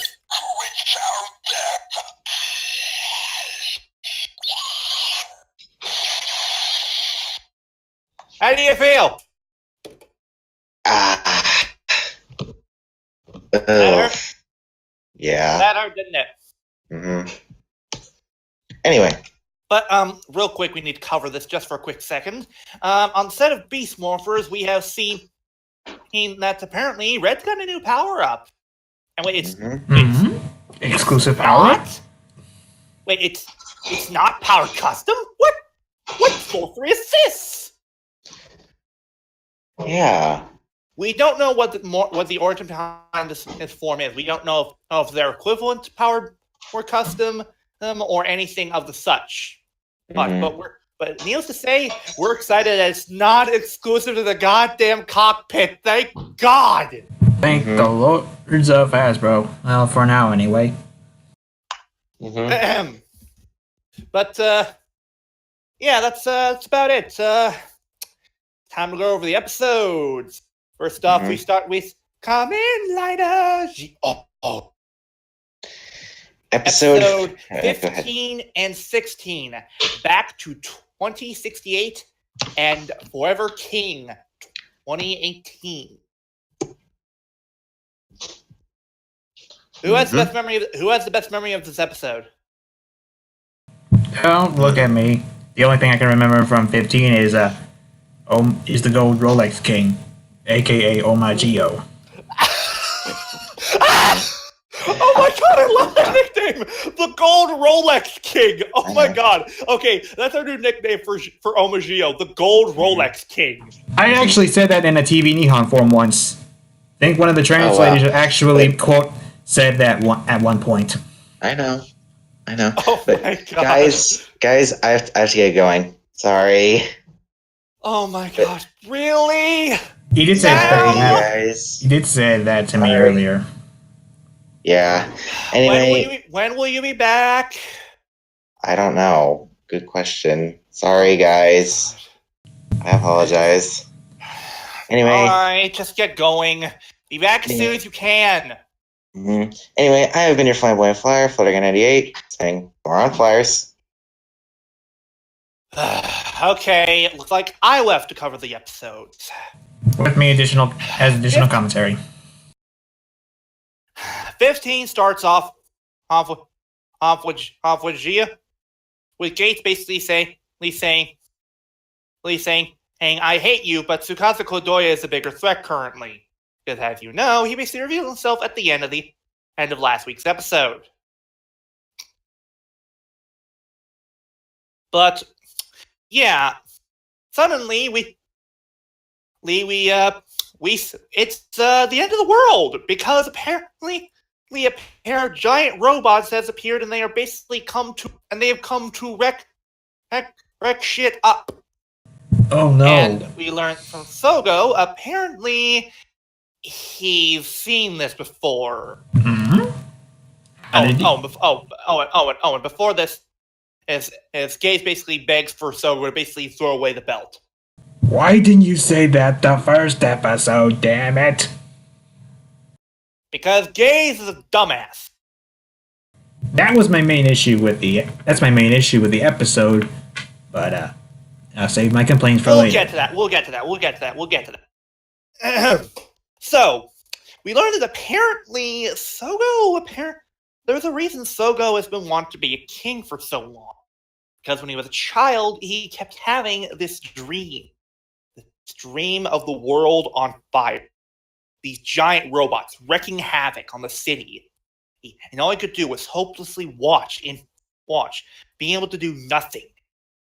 Until a mysterious man approached him, saying that it's his destiny to become the king and save this world. And that is why Sogo wants to be king. We also learned that apparently these aren't just any ordinary giant robots, because of course they couldn't be. These are in fact the Daimajin. Daimajin. in the giant robots that Omagio used to conquer the world. And apparently, they're early, and everyone is in a panic. Sogo, Tsukiyomi, and Gaze try to go and fight, and deal with them, and that's where they come across Something original for once. Seto Kaiba? Oh no, wait, it's just his voice actor. This is actually Kishidan. No, I'm sorry. All right, Kashin. He is in fact a servant of Omagio, and he has been sent back in time to assassinate Gaze and Tsukiyomi. I mean, he's threatening my reign. I'm also pretty sure he sent and Kashin to get his shit back since and Gaze kind of stole all the drive and ghost ride watches from Omagio. Well, you can't get the ghost ride watch he did have back. But but whatever. Regardless, a fight ensues, and this is where. And during all this, Aura basically asks Tsukasa, what is his plan in all this? And he basically says nothing. Then, of course, we see Tsukasa arrive on the battlefield to fight Sogo, and thus, it's time. As we see Tsukasa turn into Kamen Rider Decay. Yeah! Now with more magenta. Thank you for saying magenta, not pink. Oh please! I appreciate it. I'm not gonna get slapped by him because I'd say the wrong color shade. Thank you. But the cool thing I love about the transformation is the fact that it includes the other her Heisei Rider emblems. So that's a nice touch. I mean, you gotta have it at some point. Otherwise, you just look like, wait, where did those riders come from? They're not on the thing. Yeah. Regardless, he and Sogo begin to fight each other until Tsukasa turns and uses the driver and wait, a build right? Where the hell did you get that? Shh. Whatever. There's things that's whatever. best left unexplained. But fine. But yes, Tsukasa uses the Neo Deca driver to turn into build, wherein this is when Sogo uses the decade armor, and uses it to change into who build her. The two begin to fight, and well, it's kind of a draw. As mysteriously the card for Bill disappears. Okay. I thought he wanted to just go back to his regular form. That he can just somehow, like a badass, make that card go back into the Booker. Yeah, but regardless, Tsukasa basically lectures Sogo, saying that Gaze isn't really his ally, but rather her Kashin is his ally. But Sogo refused to believe that. Nope, I ain't hearing this. Oh. That's basically what Sogo's thinking. Yeah. And during this all, Gaze has had an epiphany. He basically decides, you know what? Screw this. I'm going to kill Sogo anyway, even though I know he's not a bad person. Which you should have done from the goddamn get-go. Actually, you could just kill him anytime while he was asleep. Holy shit, you're right. Seriously. Let's just agree that Gaze sucks as an assassin. Okay, yep. Unanimous. Gaze sucks as an assassin. Anyway, he basically tries to join forces with Tsukasa to kill Sogo. Oh, and basically, Tsukasa basically says that Sogo doesn't really understand the current situation, and basically opened one of his portals to send Sogo to the 2068. The year Future is 2068. Mankind has ravished. Okay, go on. I'm sorry. The future that Tsukiyomi and Gaze come from. The future where Omagio reigns supreme. Tsukasa apparently did this to basically have him fully understand the gravity of the situation, of how he can't stop, how he needs to stop treating this like a game and take this seriously. And when they arrive, well, they see that the world's basically become like Mad Max Fury Road, only way more crappier. And with more dead greens. Yeah, and we learned that from Tsukiyomi. Apparently, Omagio wiped out pretty much almost half of Earth's population. Well, he pretty much just pulled a Thanos in I know, right? in Geo's world. Then again, he kind of did that the first episode, but that was just a small army attacking him, not half the planet. Yeah, but yeah. So the two he'll basically wander around until suddenly out of nowhere, Greta appears and basically abducts the two, taking them to where frickin' and Omagio is, and we don't really see his face. All we see is a man and in it's rather stylish garb. Yet for some reason he's wearing slippers. What? They're comfy. I know, but still, that's not exactly an image I would think of when I think king. Hey, if it's gonna be a king, it's gonna be comfy while doing so. Okay. Don't judge him. All right. Fair point. But yeah, Omagio basically lectures Sogo, basically telling him that he will become him, and that he has become the kindest and most beloved Mao. Let me see if I can try and emulate how he said it.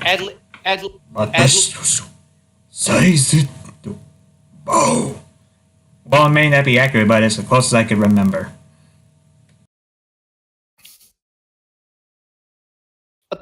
Huh? Who's there? Hello, I am this Scotsman. Scotsman! And Where were you all? Where were you all podcast, damn it? Who goes there? Oh, shut up, Connor. Scotsman, where the hell have you been? We've been running the show. Oh, without I told you I was drinking with my friends. I am still drinking with them. Wait, are you drunk? No, why would I be doing the Health Ranger's French accent? Oh boy. I'm telling you, I am perfectly sober. Oh, god damn it. Now we have to deal with drunk Scotsman. This is a nightmare. Maybe later, when I get home, maybe Greatman will be up and sit up and you can listen to drunk Scotsman listen to you react. I'd rather listen to sober Scotsman. Look, Shorty, if you really want to help and make it up to us, help me with covering the episodes this week, please. I'm sorry, dear, but I cannot. I just popped in to say hi. I need to get finished. We are doing a try not to laugh challenge, and every time I try not to laugh, I drink.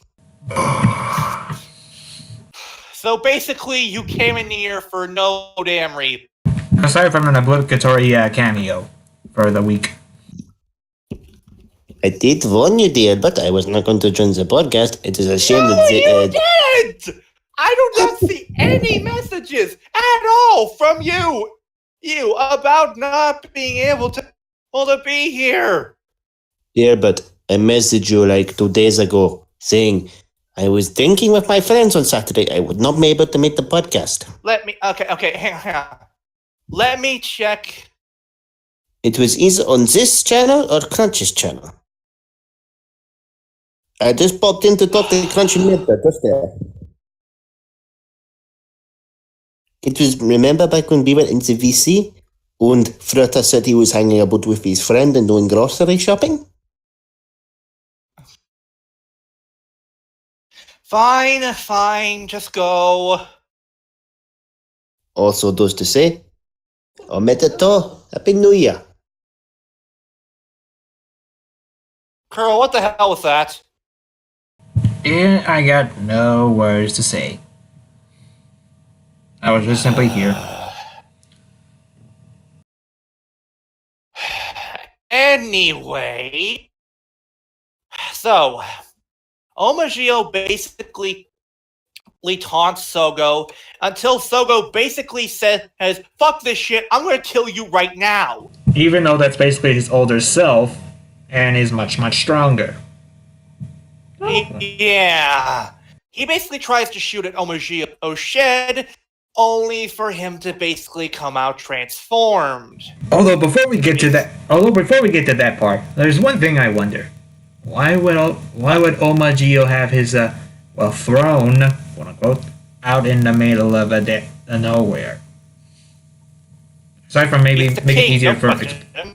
All right, question his sandals. Yeah, you already questioned in the king's sandal. You really want to question in his location? All right. Besides, he's all powerful on omnipotent. He can do whatever the fuck he wants. Okay. All right.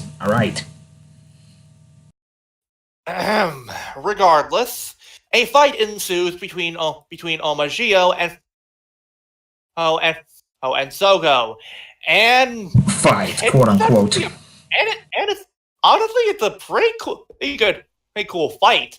Even though, well, it's not really much of a fight, more of a giant curve stomp. Omagio countering every one of his attacks using the Hay Saber.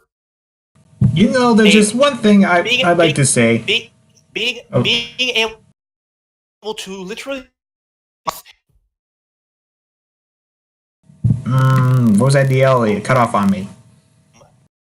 I said, being able to summon the power of other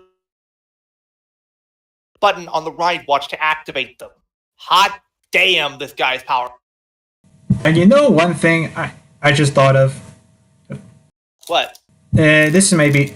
I'm pretty sure Flutter might understand this, but every time I see Omagio, for some bizarre reason, I like to see him... I want to see him make a snowman out of somebody.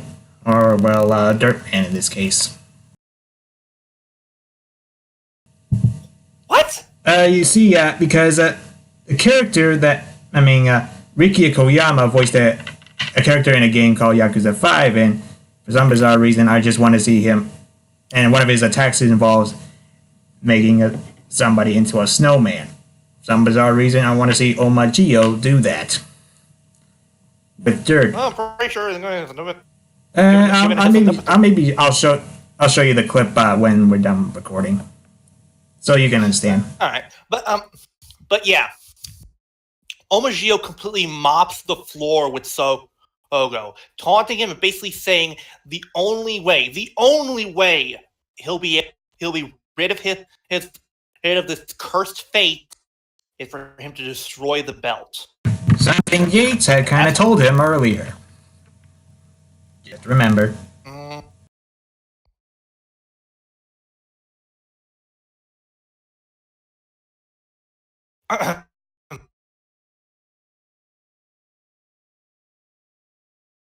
Regardless, that's where episode 15 ends, and we're to pick up with episode 16 at the Forever King. Wait, Forever King? What does that do with that? He is forever to be king. That is what that episode title means. I think, anyway. No. I was making a joke. Yeah, no, I'm not. I don't exactly follow every type of joke. Anyway, but yeah, Omagio basically for some reason offers Sogo and Tsukiyomi a chance to go back to the past and destroy the belt. What? But Dude, if you do that, it erases you from existence. Are you sure that's a good idea? Unless you're doing something I'm not getting, why are you doing this to yourself? future Sogo. Yeah, you're basically blinking yourself out of existence by telling them that. I don't get it. It's clear that he has some other plans, but we're not sure what. Excuse me. Regardless, let's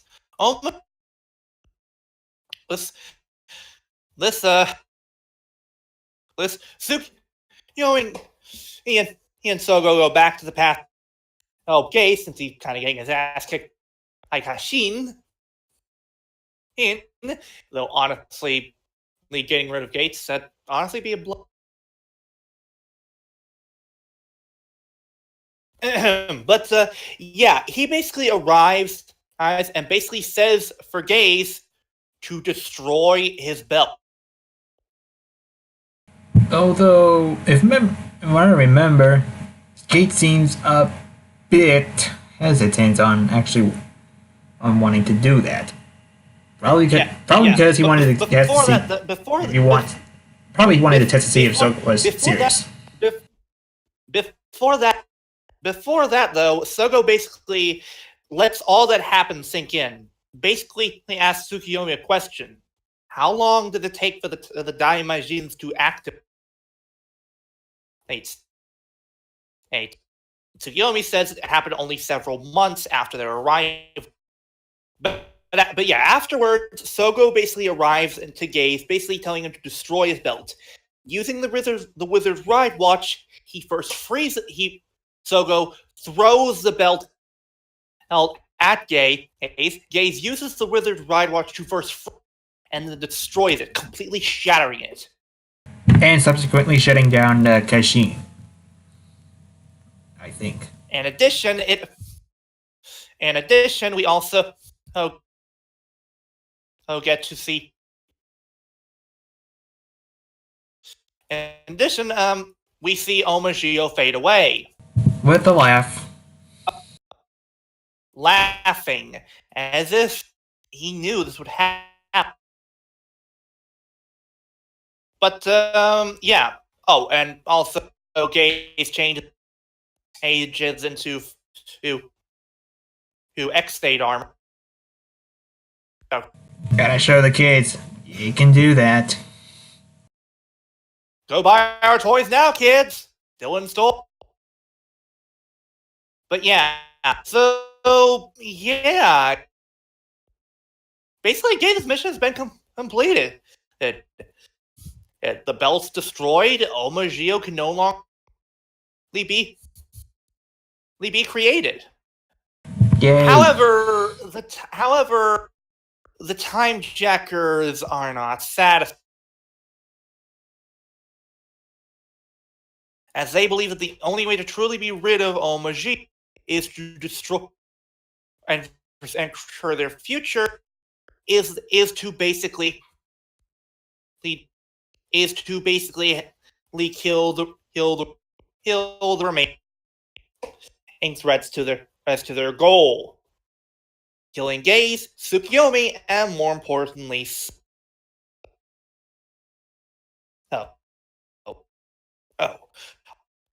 Waz in particular seems very disappointed about the fact that Sogo basically gave up his dream of being king. Sogo basically is telling him, "Don't follow me anymore," and for Tsukiyomi and Gaze to go back into the future and just enjoy their new future. Technically, this is called the butterfly effect. If Omagio was never born, they would never go back in time. Oh god, my head. Never met Sogo and no, gone cross-eyed. Time travel can be BS sometimes. No, wait. Hang on. Let me grab a clip. You might as well find some Kami Johnny clipped, because I'm pretty sure he could say it better than I could. Oh, that's exactly what I'm doing. Here we go. Found it.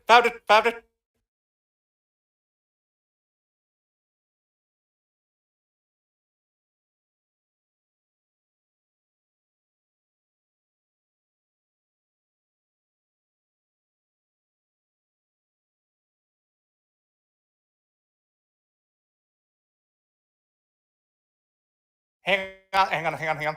Okay, we will need to fast forward to a certain point. That music play.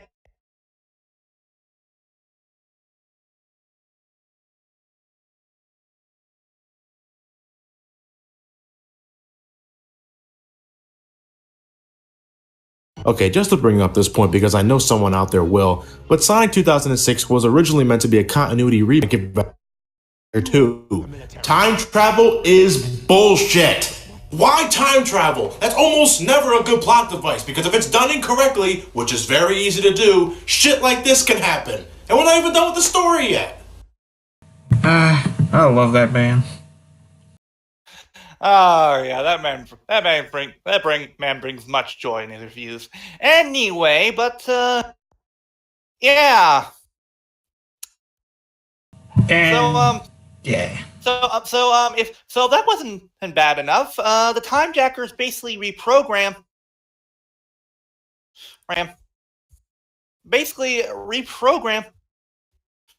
Kashin to basically kill Soga. Oh, and Tsukasa basically reminisces about his own plan, and or basically states that if he hadn't sent him back in the past, Sogo would not have thrown away the belt. Sogo even goes back to his uncle and says that he wants to give up on his dream and start going to college. Like a normal person. However, his uncle basically says that he obtained part of his dream and that he's content with what he has. And basically to keep moving forward with your dream. And while Sogo basically wonders what the hell to do, Kashin attacks him and basically tries to kill him.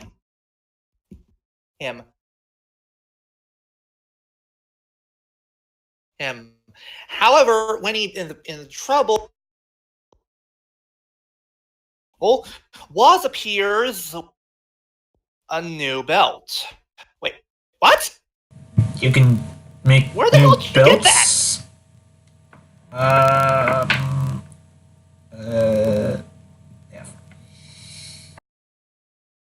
Anyway, but yeah, he offers the new belt to Sogo. Oh, but he refuses. And it's basically saying he does not want to become the demon. However, as Tsukiyomi and Gaze are ready to go back, they discover that Sogo is basically being targeted by Kashin. As Sogo continues to fight, Waz basically keeps offering Sogo the belt. Take the damn belt. But Sogo continues to refuse. No, get that thing away from me. And when Ur basically questions what the hell he's doing, he basically tries to steal the belt away. Basically saying, don't interfere, just sit back and watch. While basically saying he's only acting according to the book.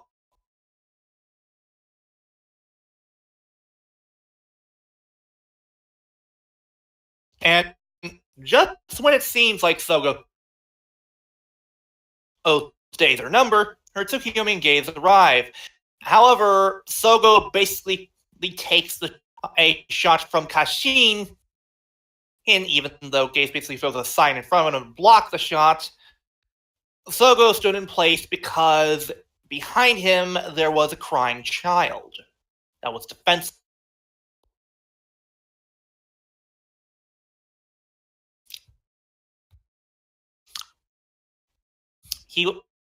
The thing is, Sogo doesn't want to become the Demon King, but he still wants to protect people. And in response to this, was smart for some reason. Ooh. Basically, Gaze what's then going on? joins the party and starts Gaze then joins the party and starts to fight up Kashi, in basically saying for Sogo to basically stay out of this since he can't fight. That's when Aura and Tsukasa arrive on the battlefield, and Tsukasa is actually amused by things getting more lively, even making a joke of which side should I take? And Aura basically says, "Do whatever the fuck you want. I don't care anymore." And he obliges. In response, he turns in the decade again and starts to gaze alongside Kashi.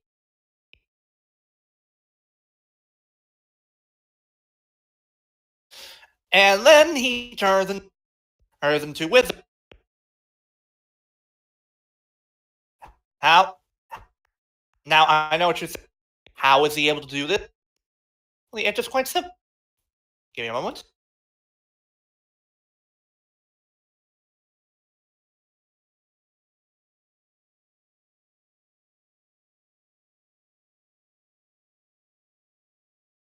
How is Tsukasa able to suddenly have this card? The answer is quite simple. Magic! Shut up, you weirdo. I raise my non-existent glass for that moment. Thank you. But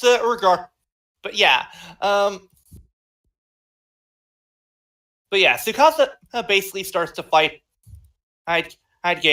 Gaze after her in wizard form once he gains the wizard armor. And okay, I have to call kind of BS on him using the water powers of wizard since he's in flame form. But then again, he's supposed to be in default form. Default form is supposed to have all the powers of the rider, so I'll give it a pass. And then Tsukasa basically performs the biggest bitch slap ever to Gaze, knocking him into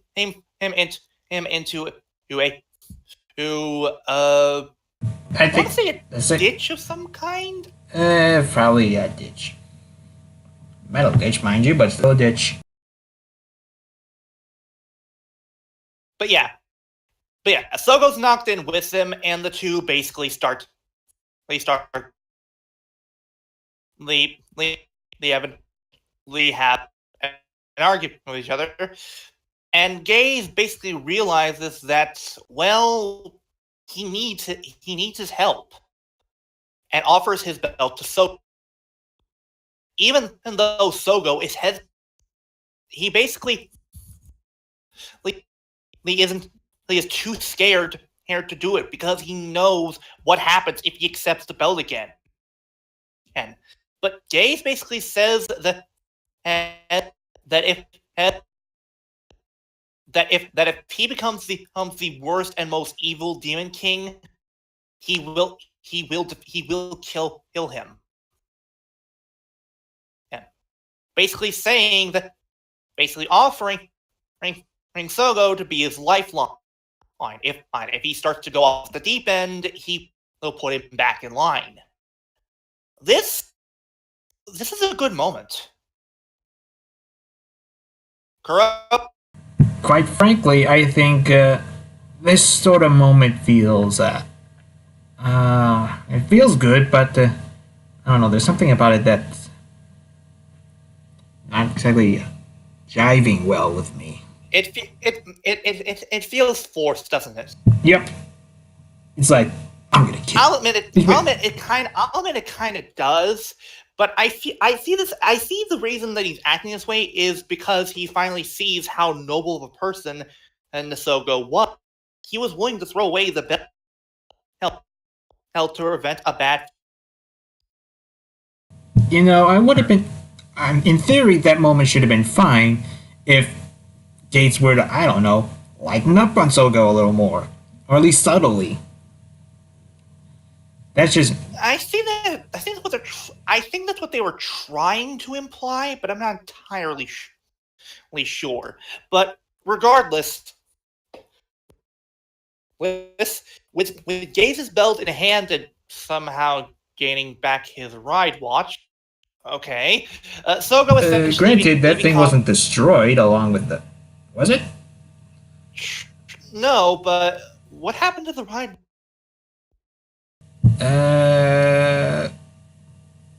Muffin button? Why not? Alright, muffin button. But yes. Through Gaze's Geo is reborn once again. And Waz does his usual EY stick. I would do it, but well, Waz is already doing it for me, so I'm not needed.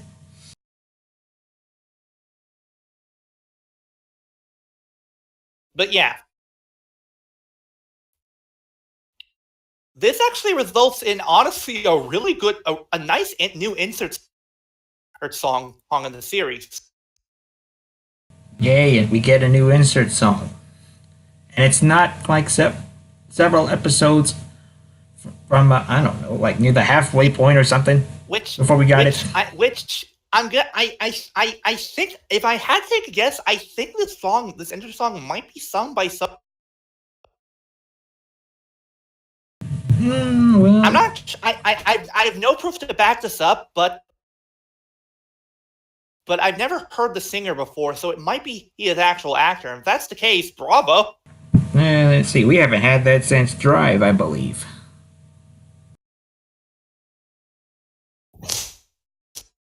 Yeah.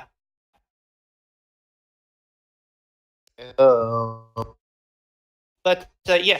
But yeah. We got what is it? I'm finished with my pals. Help.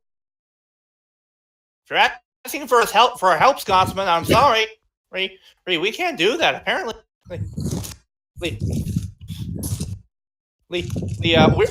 we're too drunk to help you right Huh? What? It's payback because when we need you and you basically showed up, you basically popped in and left. Excuse me, at the airport, I did say 2 days in advance I would be making the. Wait. Yeah, but Look, okay, let me rephrase it. I'm not really mad at you. We basically only had two people here for the past hour or so. Oh, and it's not really been that fun. Well, excuse me, get on to it. Mr. Frataz asked for leaving you.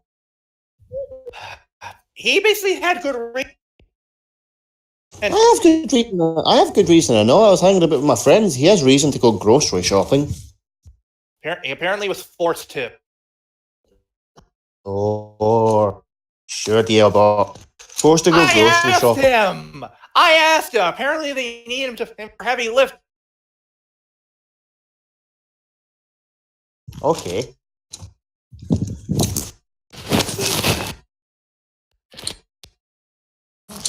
Scotsman, can you at least stay to help us with the loop episode, please?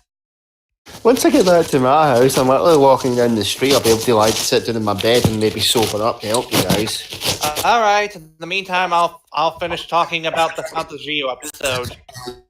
Oh, you mean Oma Geo basically kicking ass and chewing bubblegum? We're on the second part of that episode. Yeah. Oma Geo going. I'm getting to race. I'm back anyway.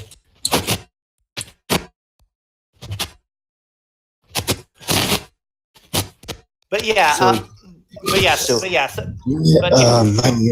Pastor Self is going to throw away his birthday.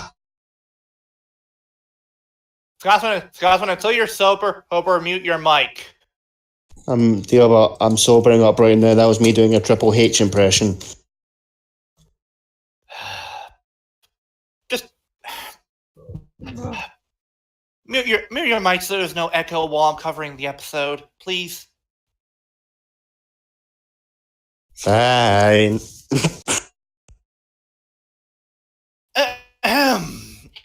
Anyway, Continue.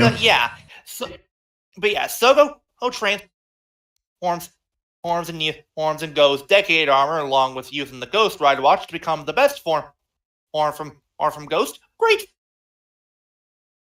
Also known as Thus the he- true thus- final form. Yeah. Thus he begins to fight Kashin until Tsukasa joins in and basically says, "Nice kid. Too bad you're outnumbered." As a result, Sogo basically summons several Doppies and basically has one grab the belt that Ur was holding. Go on aka to be the more belt accurate. That was going to Goemon, whatever. Doesn't really matter. Yeah, if I want to be incredibly accurate, then maybe.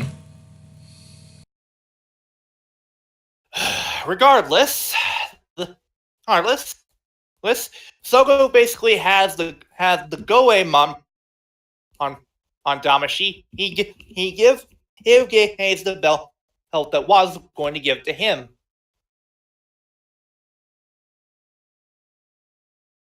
Thus, Gaze basically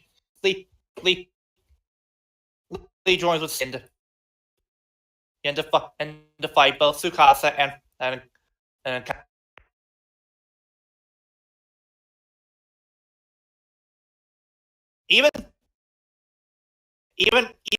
even with both Kashin and Tsukasa joining, the two still aren't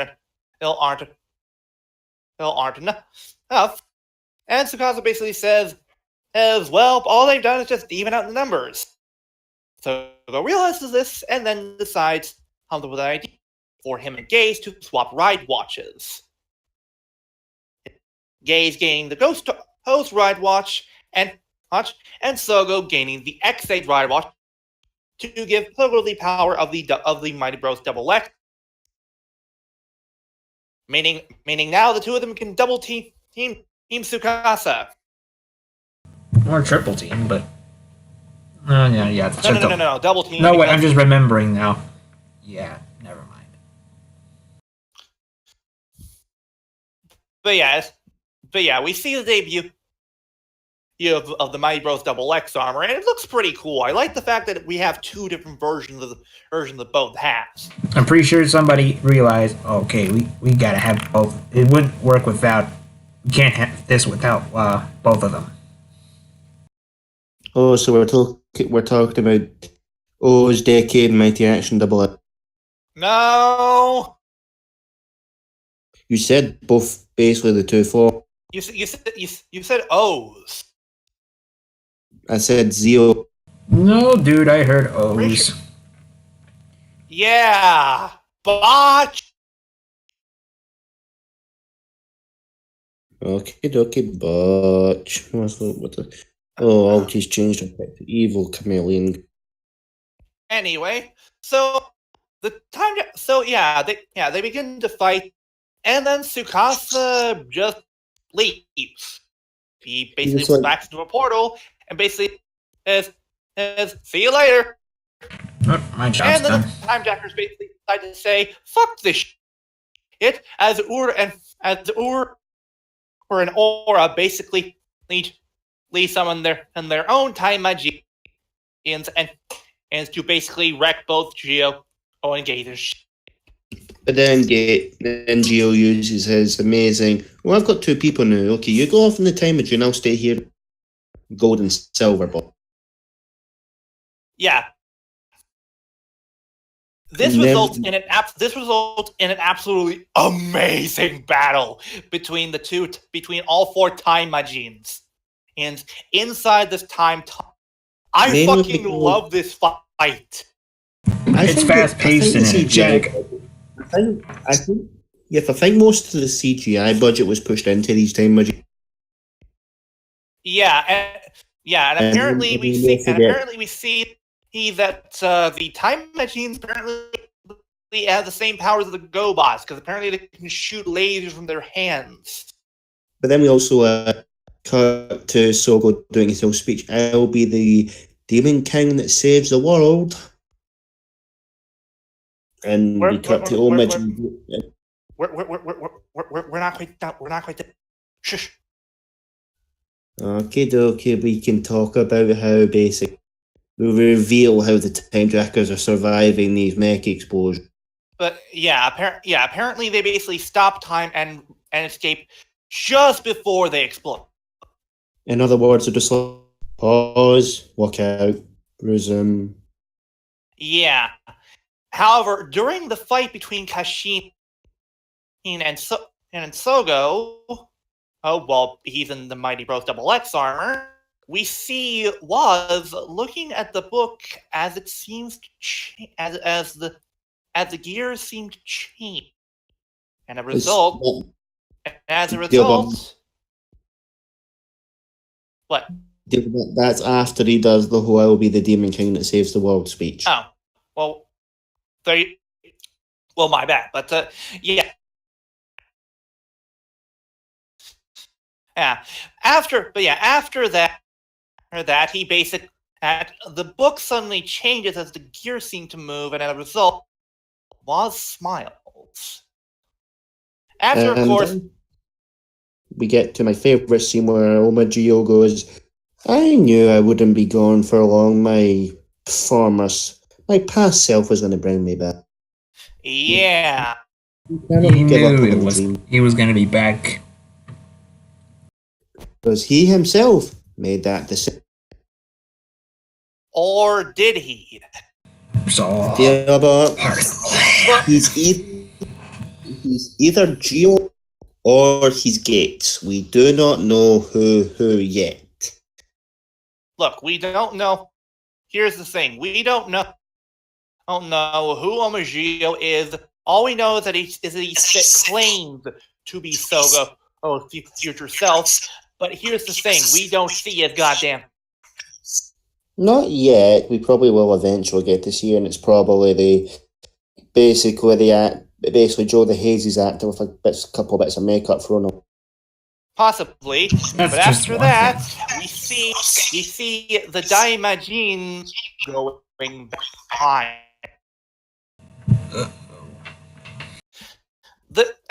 Everyone begins to celebrate Christmas, and Sogo basically says that he's basically going to keep following his dream and not give up on it. Mm-hmm. Afterwards, we see some narration from Waz. Also in the first part of the episode, we saw that the uncle basically decided to fix another clock of his. Mm-hmm. And he basically comments of how Gio was resurrected and how he basically now has a stronger sense of determination, and says all the preparations are set. Wait a minute. And that this is a major turning point in history. We see the clock suddenly moving in a rapid speed with a green glow, and we cut to a rider encompassed by green light with a Kamen Rider is coming. Yep, it was how you. At the end of the preview. The preview then shows us debut. Thus that next time we'll be seeing join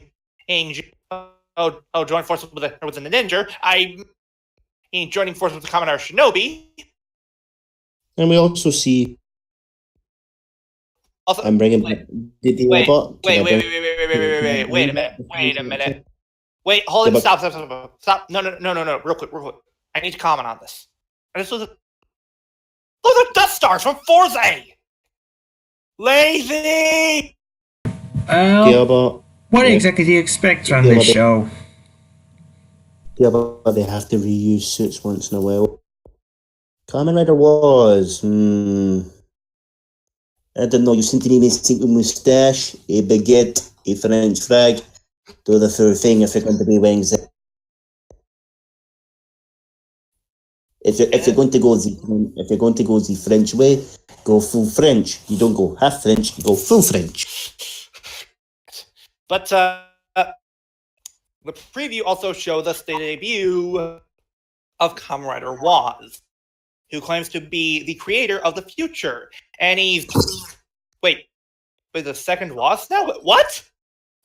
Yep, dear, but we have Wasception.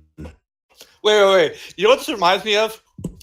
It reminds me of that one meme. He with a bunch of guys looking over at two other people, and one of the now there's two of them.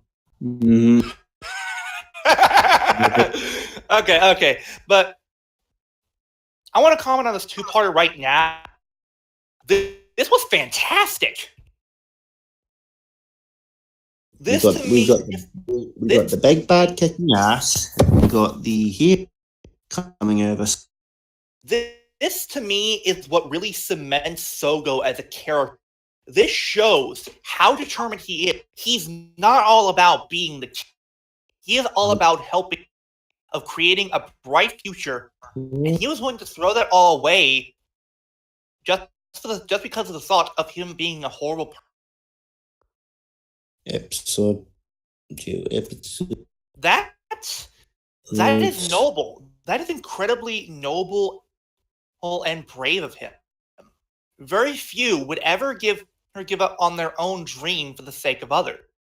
But Sogo did.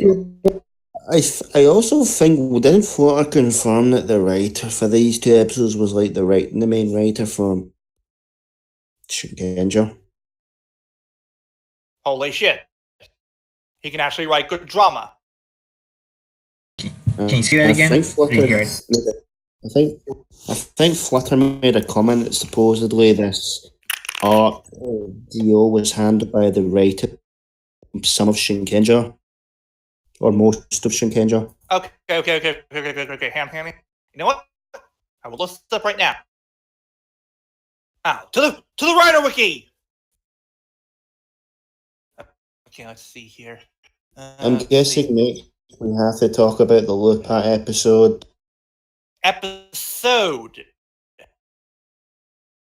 Because we riffed the episode 45 earlier.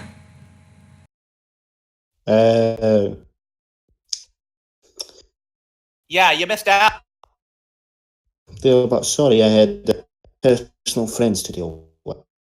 Right. Okay, let's see here. You know, if you're going to be pissed off at me hanging about with my friends, I can go and join Crunch right now. Okay, I'm sorry. I did tell you. Unlike Flutter, I always warn people if I'm not going to be there for the streams. Okay. Unless I either fall asleep. I'm not mad at you, Scotsman. I'm just mad at the fact that we had no one else here, because I originally thought that Alti would be here until her real life issues caught up. I even had her character select already for it, until that happened. Yeah. Let's see here. Nobuhiro Mori. Oh, I'm thinking of another art. Let's see here. Secondary writer and O's and got.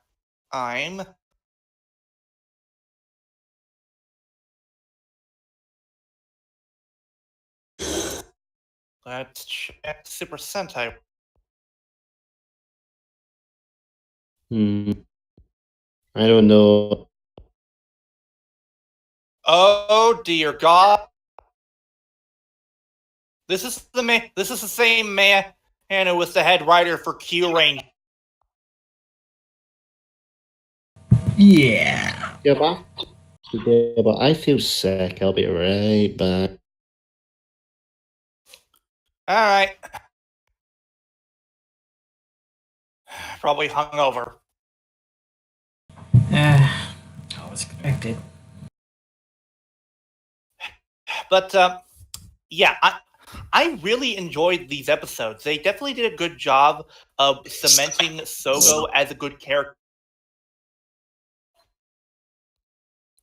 And I feel it's definitely a turning point for him and Gaze, because Gaze finally saw the good man that Sogo is. Even though, in my opinion, I think it is pretty forced that all of a sudden now he sees it. Bottom Oh, line, hey, Gio. and If and you become and evil, Jason, God, I tell you. and then there then there was the debut of Omagio, the proper debut where he actually got a assassin. And holy crap, what a great first impression! The Gold Rulix King knows how to impress. No, but I have the perfect song meme that can accompany homage. Oh no. Anything you can do, I can do better.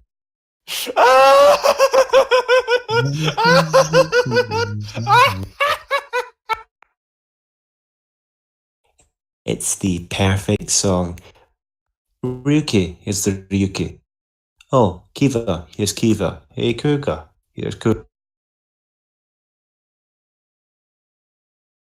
Yeah. I'm sorry. So, and then his little comment to Sogo. I suppose I was really that. And again, he does have time to improve. Mm-hmm. I guess I really was that week back.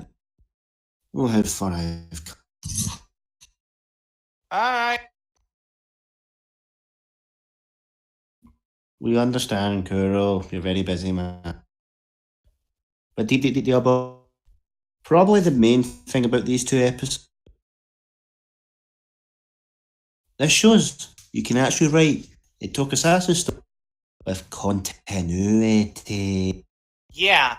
And honestly, one person that believes deserves the most credit is, without a doubt, fucking Tsukasa. Because Masahiro in Jen.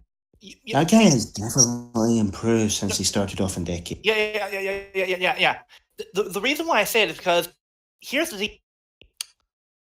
If it wasn't for Tsukasa sending him to the future, Sogo basically would have never basically gained this new and would not really have truly understood the consequences behind his actions. Basically, Decade's whole role in this guy doesn't believe he's a demon king. I'm going to show him that he's a demon king just to make sure he sees the reality. If he does not see the reality, he's going.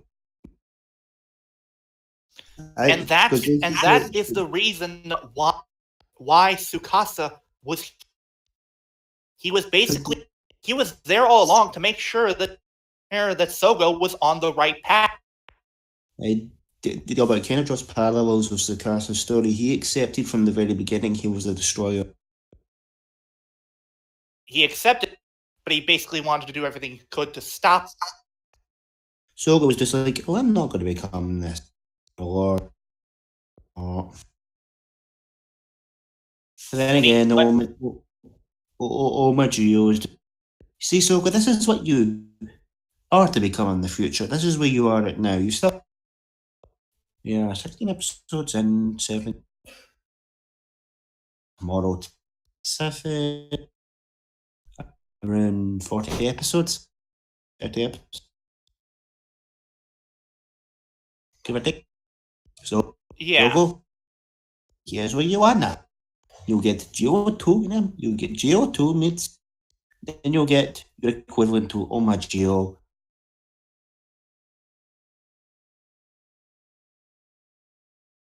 Yeah. Although I'm going to call. They're probably going to make a time god pun with his. Probably. So, final rating on this two-parter. Let's see, an A. Where's my civilization. Where's the look on the ground? A plus. Yeah, Not A quite. plus. Not quite an S because there's a few lacking elements. But overall, this is a solid two. I feel that this. No, but can I explain myself?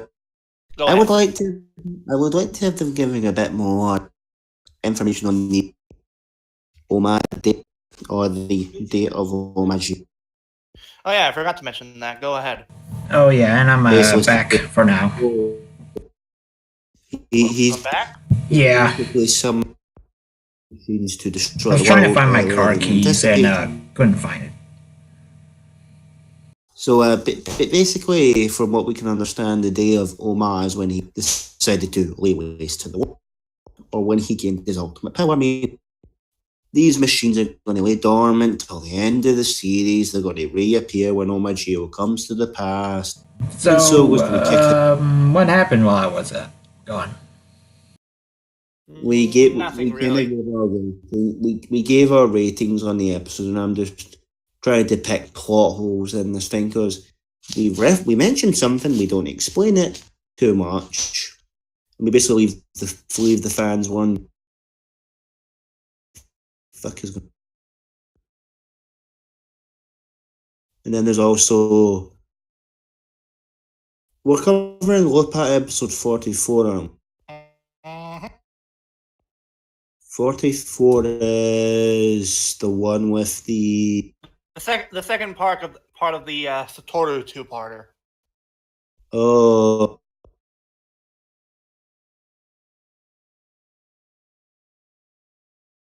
I don't really want to talk about that one because I will make the most obvious joke ever and I'll probably get berated.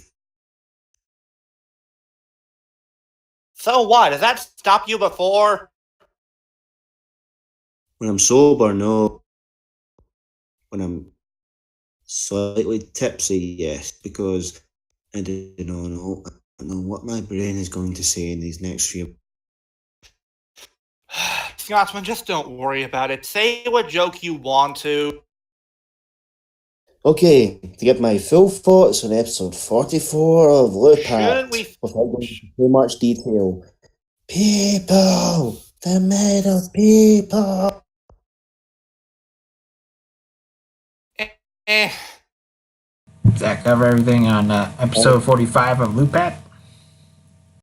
Also, episode 44, yeah. God. Yeah. Toy, Okay. you're not subtle anymore. Oh, this guy's acting a bit different than you.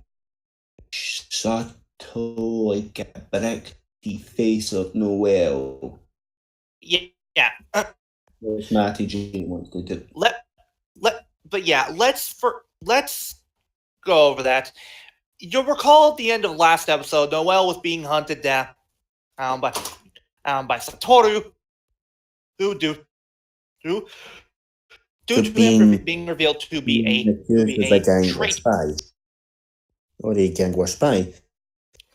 And Ghost Ghost also revealed to Lupin that X is not human. Which we now get explained as Goody basically tattles on him saying, I will lead you to Noel, just only. Then they confront Noel. So explain. And we get the backstory behind the Gangler world and its people, and it's convoluted as fuck. Scotsman, please explain it. I can't. So basically, to put it simply, the Gangler world was full of people that eventually, after Dograni rose to power, hid in the human world, basically saying that the people in the Gangler world led to some people in the human world being ancestors, and thus they have gang DNA in them, which explains Noel, who had a small amount of Gangler blood in him. Possibly meaning that all the other Lupin Rangers and Pato Rangers could possibly have Gangler blood in them. Blah, blah, blah, blah. Basically, after the Lupin Rangers hear this, they're just like, and you couldn't have told us this sooner.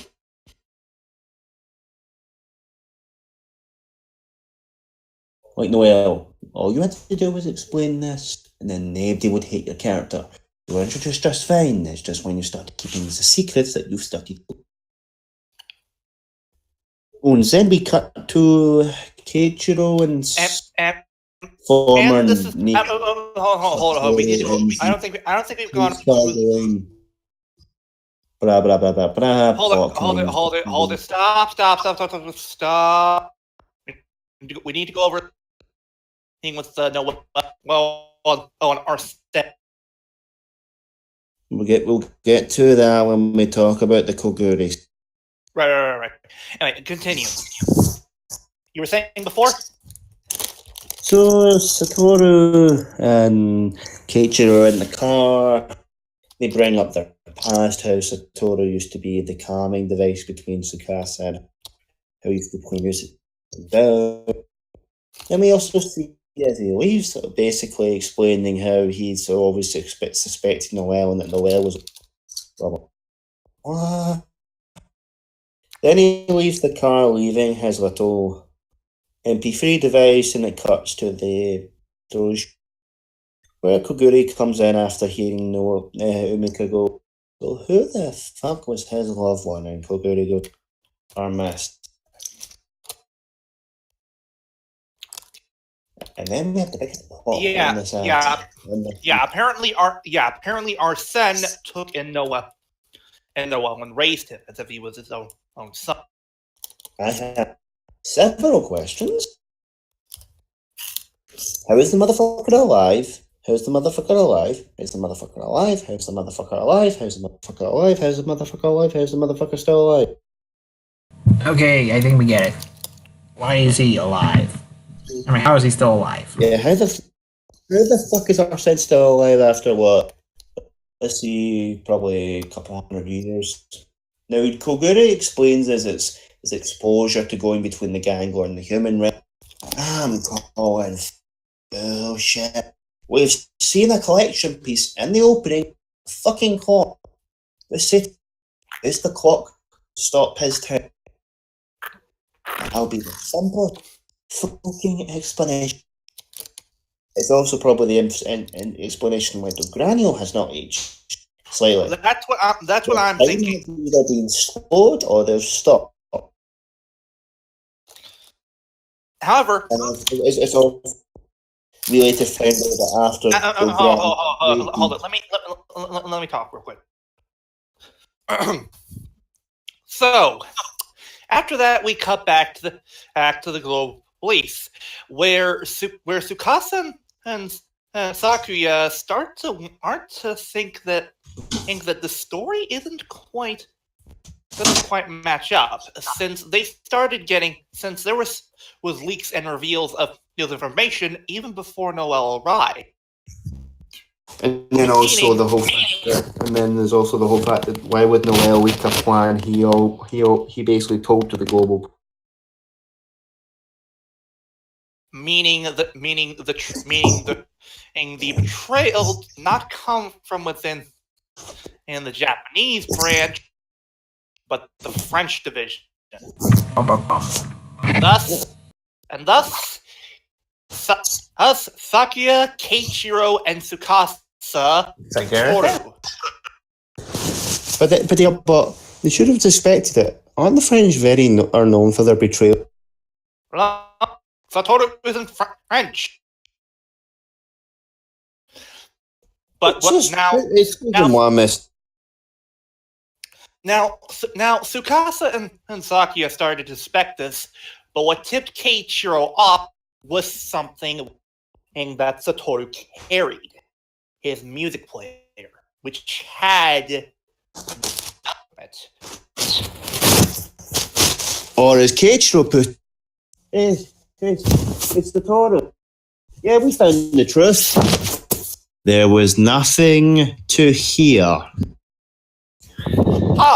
And he basically shows, there was no media data on your device. How the fuck were you listening to music? Then Noel comes in and goes, I suspected you were the traitor, but... No. That's when suddenly the Pod Rangers all turn on each other for some reason.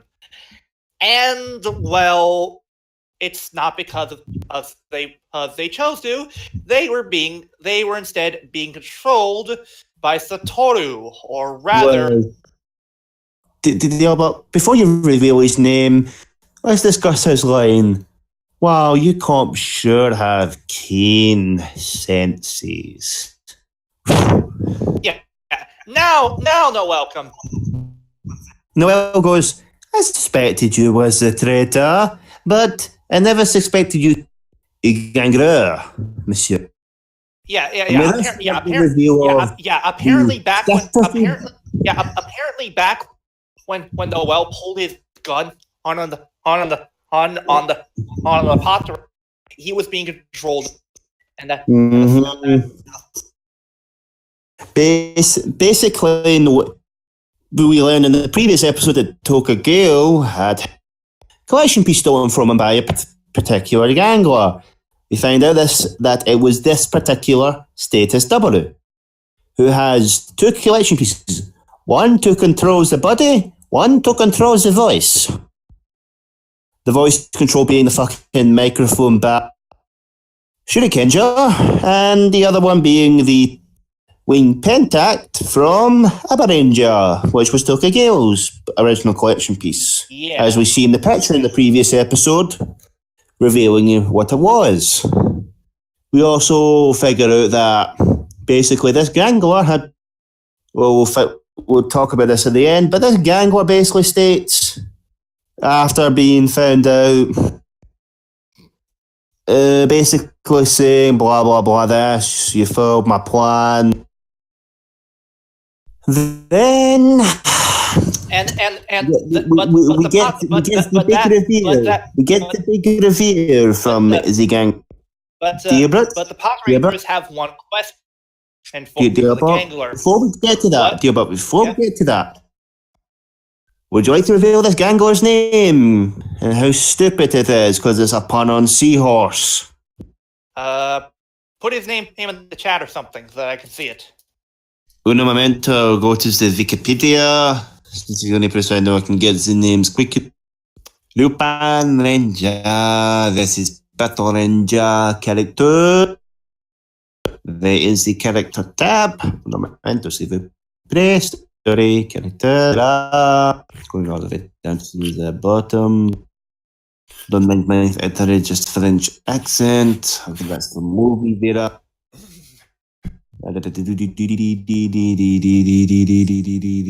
We have Lemon guy. That's the Christmas episode. We have the Narizma Shibonzu, armed with the Shihosu sniper. That's stupid. He possesses two items from the Lupin collection with Toku Gale's Le Matra de Marionette and Un Million. And the Matra Marionette is Japanese for the puppet master. Please make no references to the puppet master from Double or Silver will have a hit. Papatia. Also, dear boy, you may reveal the big reveal in this episode. In 3, 2, 1. Spoilers. Yeah, say it already. So the Pod Rangers basically asked the question of the gangler. If he's not really Satoru, what happened to the real Satoru? Or Kiichiro. Or basically Kiichiro and Tsukasa point out, how the fuck do you have his body? And the answer is simple. It is a disguise. But he says if this guy is someone they know, then he's probably dead. Yeah, basically confirming I fucking called it from episode 1. The disguises are made from the dead people that blood freezes and leashes to bloody ghosts to get cut off their skin, meaning possibly, since we get revealed in the bloody cutscene with Koga, Arsene died, meaning probably Dograno is going to use Arsene as a fucking disguise. And hopefully would be a nice twisted knife that Ghost used Thoma's girlfriend slash wife slash fiancée as a disguise. Because they're made out of dead people.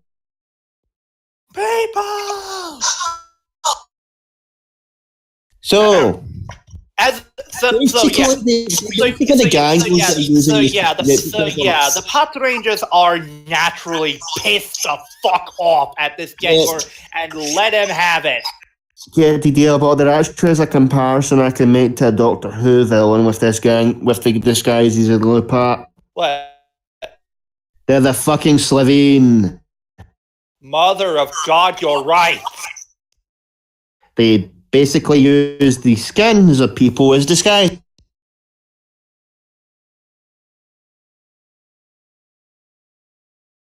And does anybody remember back in the previous episode where Toma makes a reference to he remembers Tokagale's human form?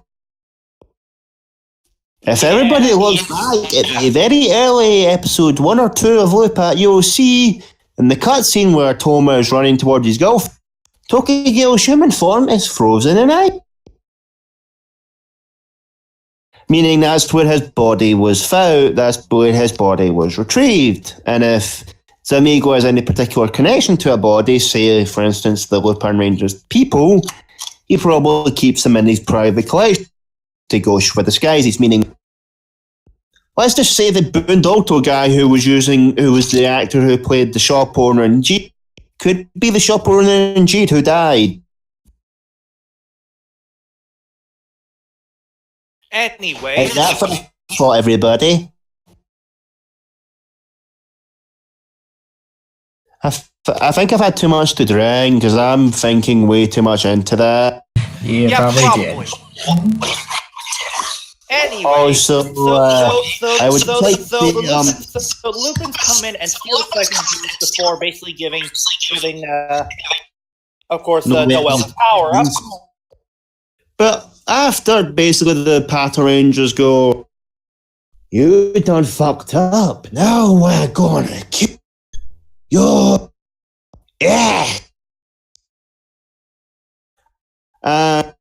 Keijiro and Tsukasa proceed to beat the ever-loving fucking shit out of these, with Tsukasa even fucking kicking Keijiro in the shoulder to strengthen his punch. That would break his shoulder, dislocate a few bones, break his elbow. You know the. And then there's also the other point where basically before the bones uses his club pointing their guns at each other again. Like seriously, dudes, you'd think you'd maybe not pointing your guns at each other. Unfortunately,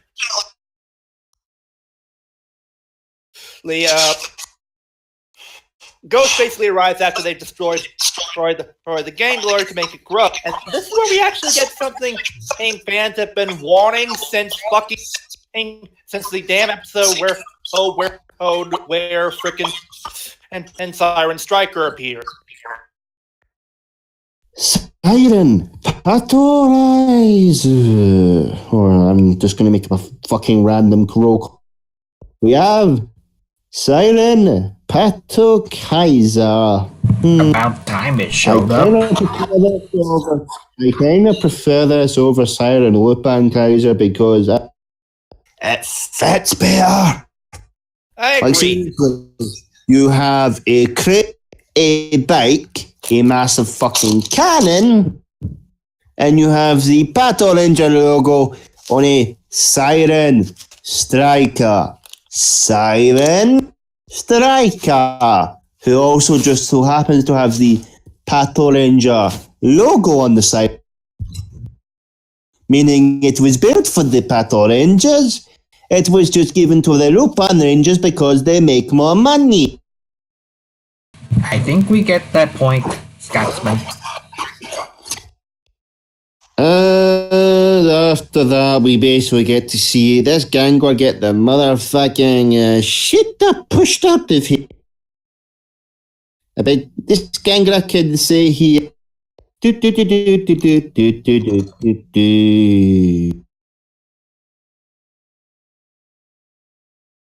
I'm sorry, but I have so much to talk about when I remember these episodes because, for one thing, Sarah Patrick has a should have existed, blah blah blah blah blah. The Noel enigmatic fight, who cares about that? And at the end, dear boy, can you bring up your boy's amigo?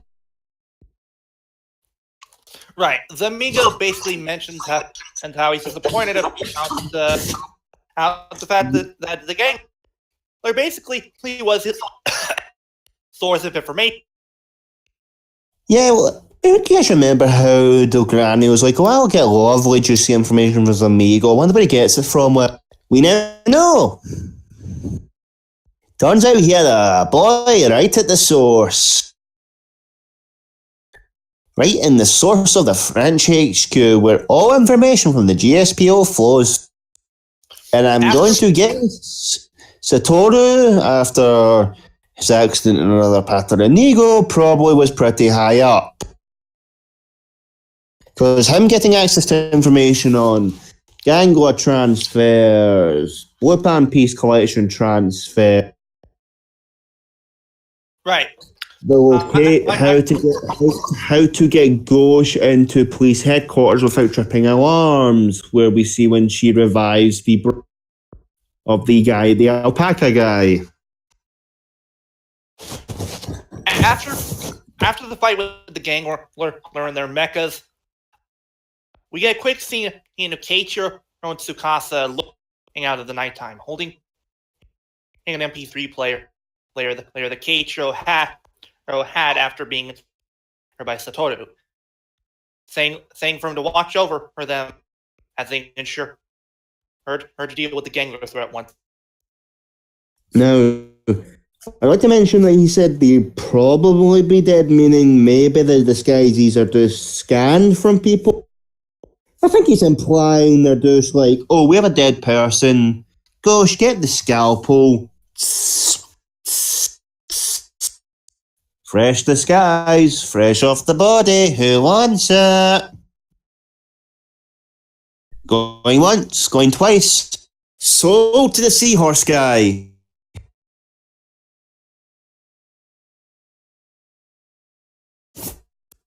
I bet you go. She's just sitting in her little chair, going, I wonder when I'm going to die. Is the granny going to kill me like Jen has killed me? Oh no. Because Anyway, the only reason anyway, Scott, can I vent, please? Yeah. Thank you. So after that and all the things, Noel makes up with the Lupins, and they basically all do the gun or we're towards each other, basically making a promise that they will find those who have basically recovered are the ones that they lost. And I'm sorry, Dale, but I need to interject. I am already going to fucking call right now. If the Lupin Collection does give a wish, I'm going to call the fucking wish right here and now. To quote Dragon Ball Super, revive all the people that were killed by the Gangor.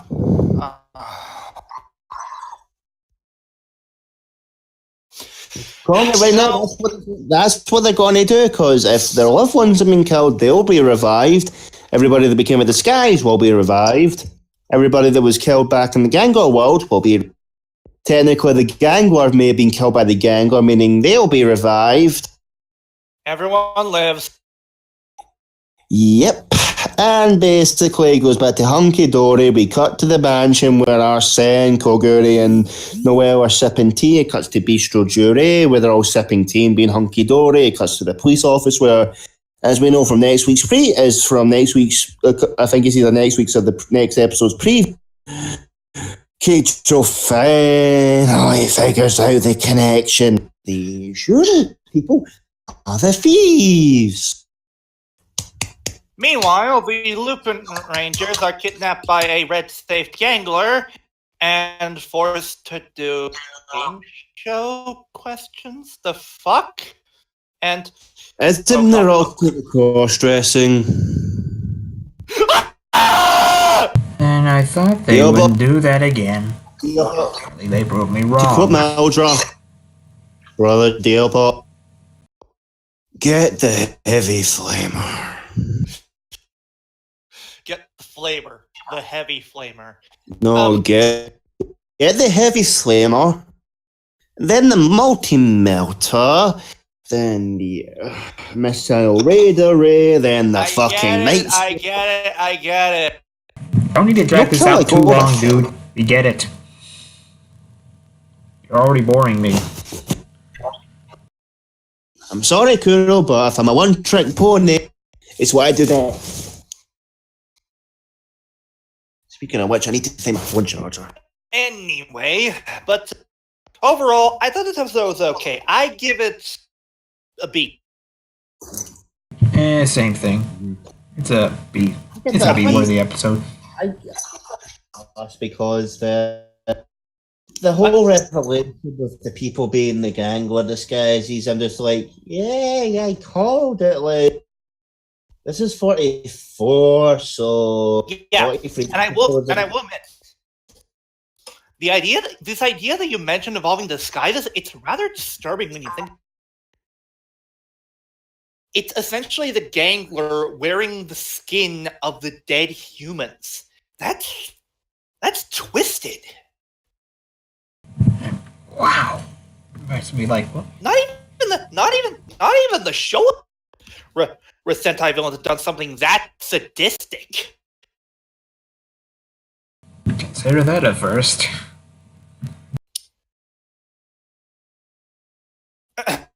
But yeah, that will do it for the episodes. Now it's time to go over the plugin. Okay, we're gonna take The plugin this week is Studio ALF. What do they do, DL? Studio ALF is actually a woman. Well, do you mind telling me what she She's says? a female who I believe is she is anyway, Korean?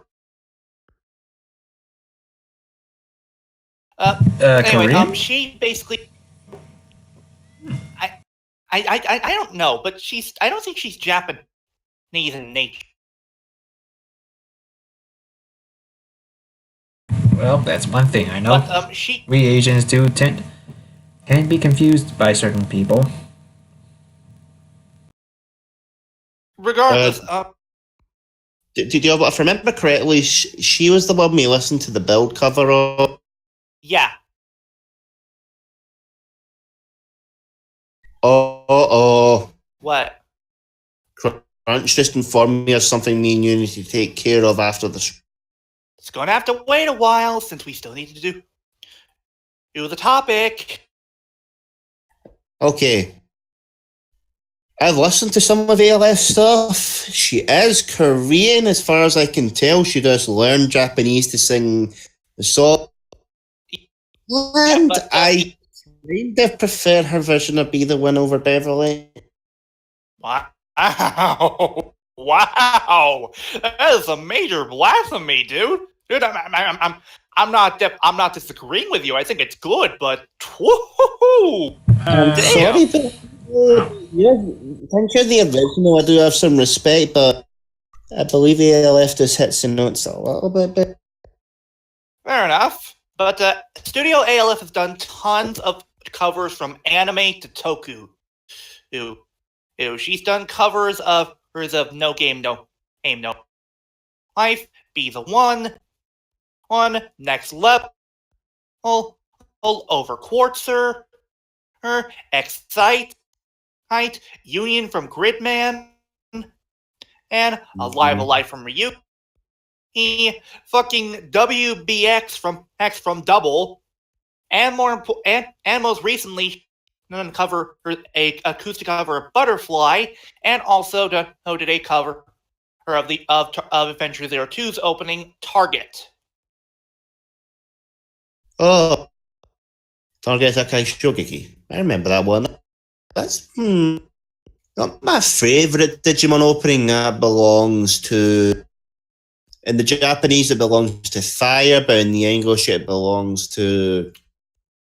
If we're all from one world, Yeah, so you're both from openings. And then there's also Biggest Dreamer, which comes in a clip. Right. And I know the Albot's going to disagree with me that wholeheartedly. Oh, I will absolutely. But make sure to check out her work. It's always nice to see people who basically think in covers of commerce. And she has, and she definitely has talent. So she has a lot of talent. I'm telling you that. Yeah, she has a great singing voice.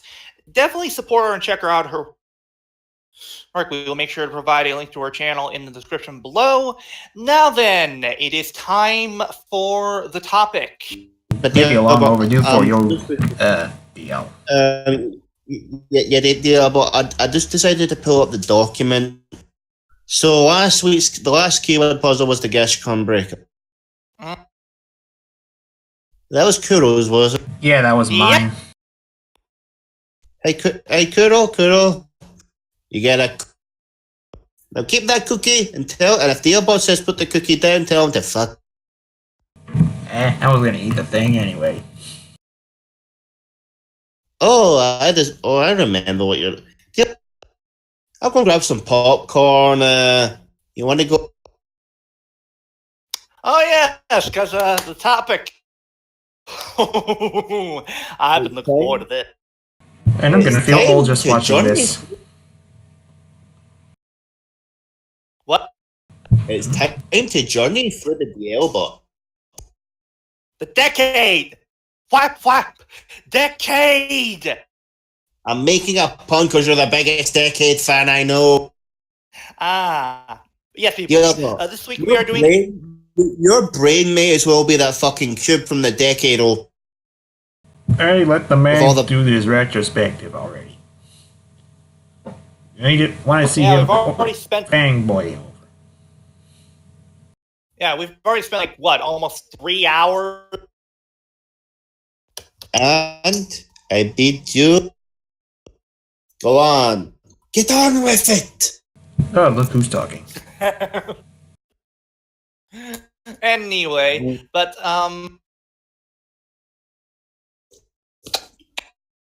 yes, we are doing a retrospective on Kamen Rider Decade. My first writers.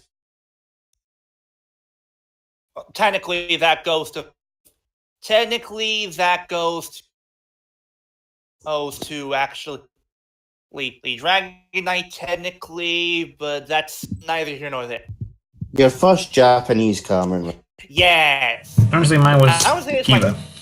I want to say this right now, so no one does not get any wrong ideas at all.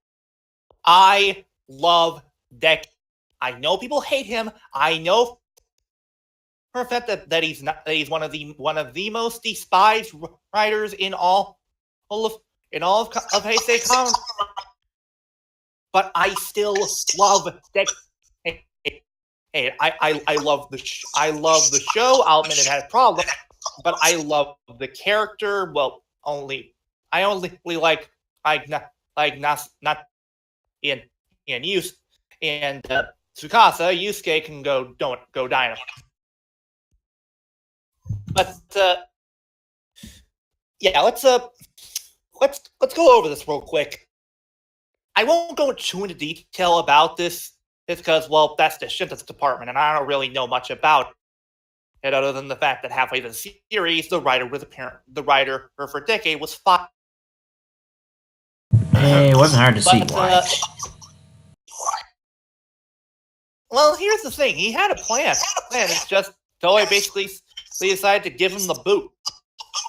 Oh, but can I just mention something? Did you see the YouTube video that Gact put up to basically comment the 10 years since Decade and how he said he would love to work with he basically made a video of basically him talking about how basically Decade, the songs he did for it were basically his favourite. How he would love to work with Inoue again. Wow. Nice. You learn something new every day. He mentioned Inoue specifically. Interesting. But let's start off with the main plots. The series basically starts off with a girl named Natsumi having a dream about a writer war. Basically, several writers, both hero and villain, all converging on one figure. One writer decimates all of them. And he goes by one name, Dick. We learn later that apparently the photographer that she knows, Tsukasa Kodoya, who is apparently a shit photographer, probably because of his camera, but that's fair.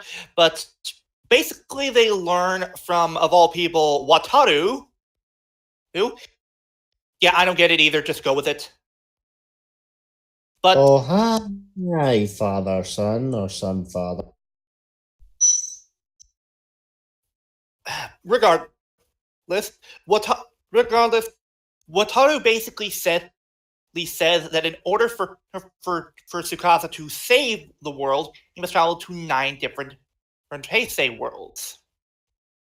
Thus the series involves him going to the worlds of Heisei Kamen Riders to basically resolve all problems in them.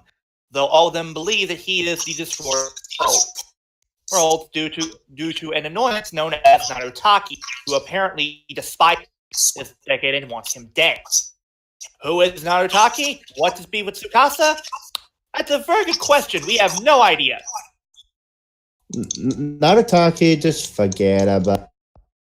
We have no idea to this day who Narutaki is and what the fuck his deal is. Aside from he hates Decade with a passion. And he is where the Honore Dikedo comes from. Oh, well, it's fun to say. Oh, I agree, absolutely. But regardless, let's here's the deal where things go off the deep end. The worlds that Tsukasa travels to are not exactly the same world of the past 9 Heisei Kamen Riders. They're altered a bit, and by that I mean most of the plot and world itself changes with even a new actor playing the role. It's also after his first world where he picks up Yusuke Onodera, aka the worst writer ever. Seriously, you might as well call him Kamen Rider Butt Monkey. He literally does nothing. Gets a shot someone up his ass. Yeah, that's the thing here. Kuga is an absolute punching bag, which is honestly really disrespectful. This is the guy who started off a new era of Kamen Rider, and you just do that? That is a serious wrong with shame. you? That is a serious shame on Kuga. Apparently, the thing is that had Joe Odagiri was going to come back, but when he found out how Kuga was being treated, he basically said, "Fuck this shit, kid. I'm out. You're screw you guy." He has the right to it. I mean, why the heck would you treat your character like that? Like, why the heck would you come back if that's your character? We also get in the series we also see he at her sister Kiba. Where did she come from? No idea. Yeah, she just comes out of nowhere. Throughout the whole series, Tsukasa basically makes memories with each of these characters, taking photos of them, even fighting alongside them in battle on occasion. However, things start to get interesting when we get to the World 5, which, yeah, they really fucked up. Making the setting less about how the intrigue and mystery of the orphan, and rather basically like Common 40, but more shitty. Also, tennis match suddenly Kamen Rider Decade Break. Yeah.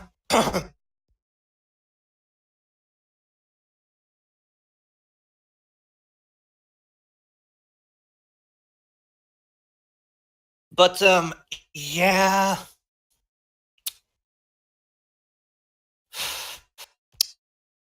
But, yeah, thankfully, out of all this, we see the debut of a new character. Her Daiki Kaito, a.k.a. Kamen Rider. Oh, what do you know? We have Zeltrax. ZM, if you want to chat, now's not the... I know. What are you guys watching? We're not watching anything. I'm currently doing a retrospective on... Ah, okay. I'll leave you to it. That was replaying number one. Anyway, but yeah, we get the debut of Decade Secondary. The End. The End is a thief. He goes around the world and steals shit. That's his gimmick, and apparently he knows Tsukasa, and it has something to do with a thief. What? I mean, is there any worse than the Tale of the Free Sea ship? You know, you got a point. I mean, we have Daiki Kaito, we have a cooler, and we have an eco origami with a bad English.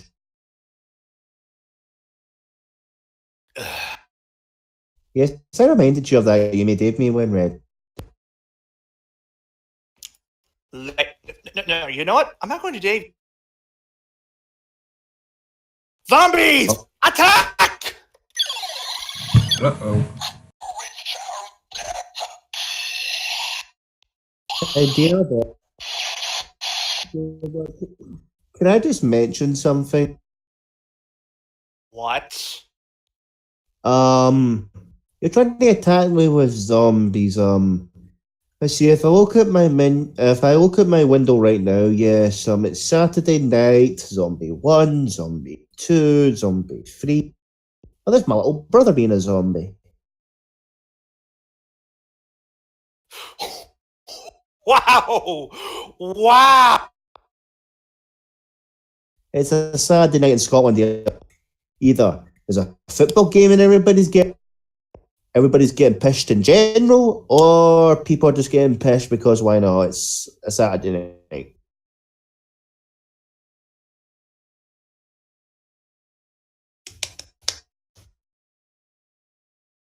You can try summon zombies, but they'll never find me in Scotland or Scotland. God damn it. Anyway, so yeah, Kaito. Oh, he's basically one of the more light characters from Decade. In fact, many people think that he was the better character of Tsukasa. I personally disagree, but that's yours. Oh, so he's the better Kaito. A certain French Kaito.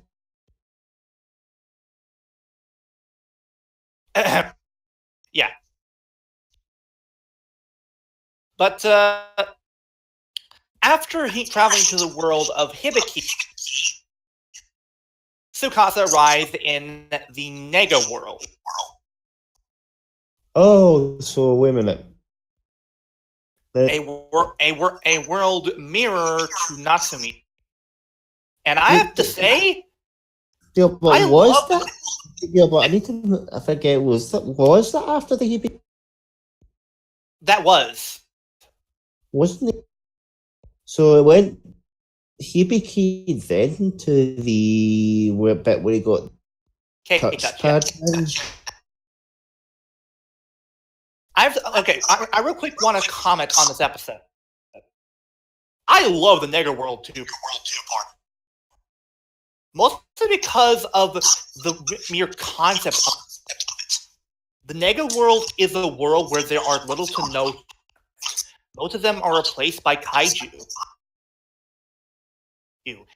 And at the center of it all, the evil riders reign supreme. And we see that he's the main mastermind is the father's son. Holy shit! Otoya turned evil. Cool. Ridiculous. Moving up. You, Dark Keith. You. Greed. God damn it. But yeah, we actually see we see Otoya's actor reprise his role as Dark Kiva for this two-parter, and the thing is, he's not an anti-hero.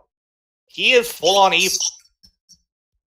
Yep, and that's world there ain't no evil good. There's just evil and evil and evil and evil. Yeah, and I have to say, Kohei Takeda does a great job as this evil Dark Kiva. He doesn't disappoint. I will admit he plays better evil character does good. Like, seriously, he went from being like good anti-hero to love crazed moronic idiot.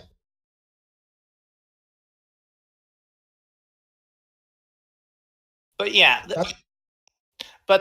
after this, we basically we go to several other worlds. We've already discussed the Shinkenger Decade crossover. Go watch one of our past episodes to discuss that. Then we get to a pretty damn awesome two-parter featuring the grand of Kotaro Minami, Kamen Rider Black, and Kamen Rider Black RX.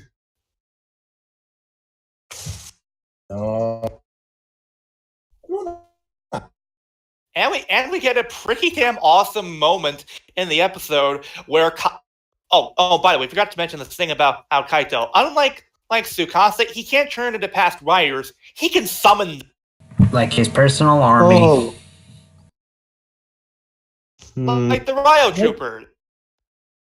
I just have one problem with the Decade final arc. You mean complete form? Whatever, final complete. Decade complete. Get him on, bitches of Spider-Man! Oh, god damn it. Are you really going to remind us of... It's the funniest thing I ever saw. I'm more bitches of Spider-Man! God damn it. Okay, for those of you who don't know... Toku Ref's a thing we watched on a Sunday from the guys at RVP. Hashtag not cheap plug. But, basically, somebody posted a meme where it was Decade complete for basically pictures of Spider-Man instead of the cards, basically acting like J. Jonah Jameson. Yeah. Every photo's a Kamen Riders. Wait, fire. So after... Can I? Yep. Thank you. Anyway, so after the Black two-parter, we get a two-parter in Amazon? No, not Jiro. Wait, what?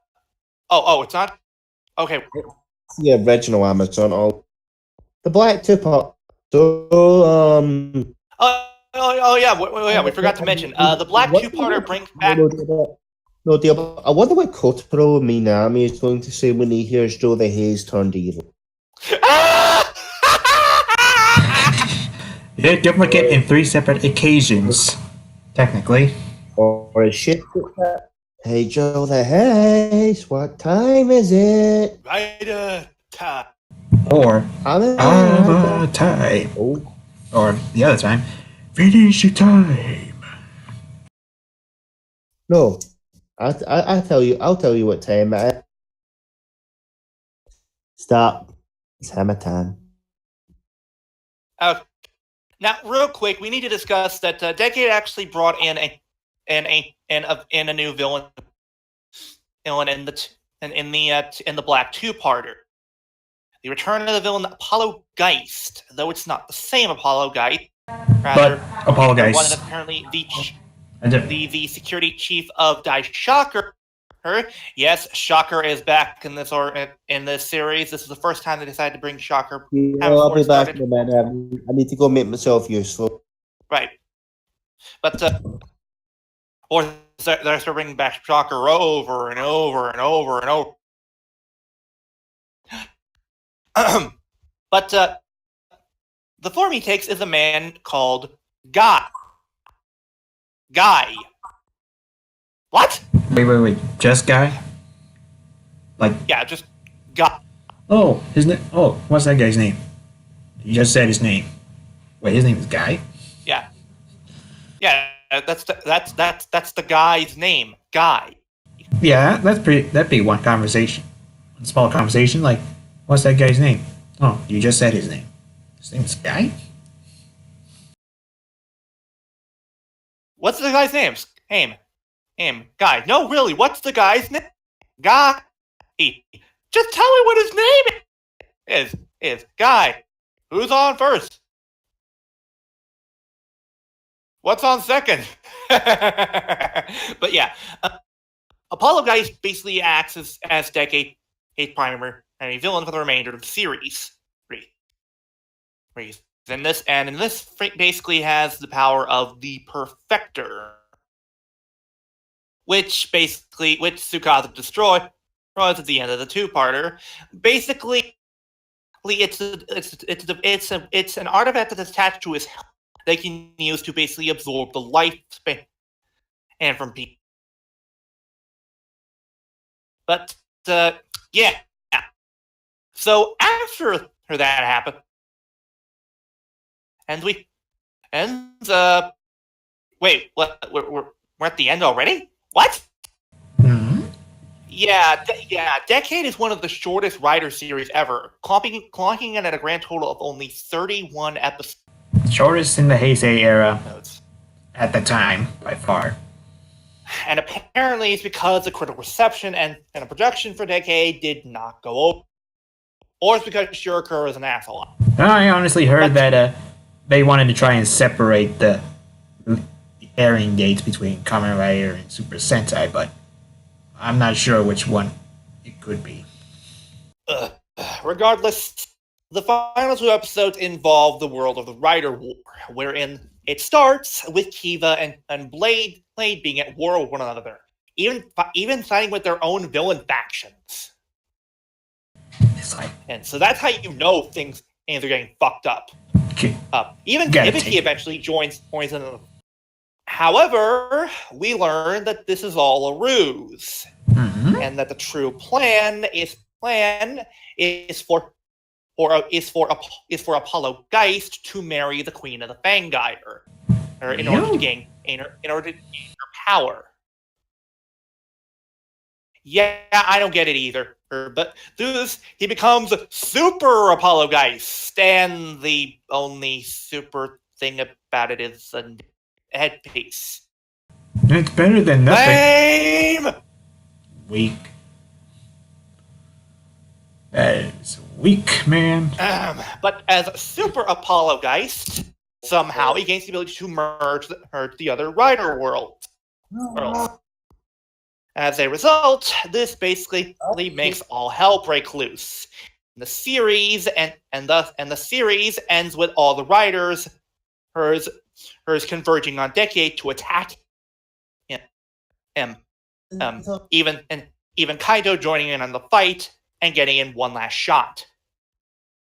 And boom. That's all there is to And it. that is where what is this, Scotsman?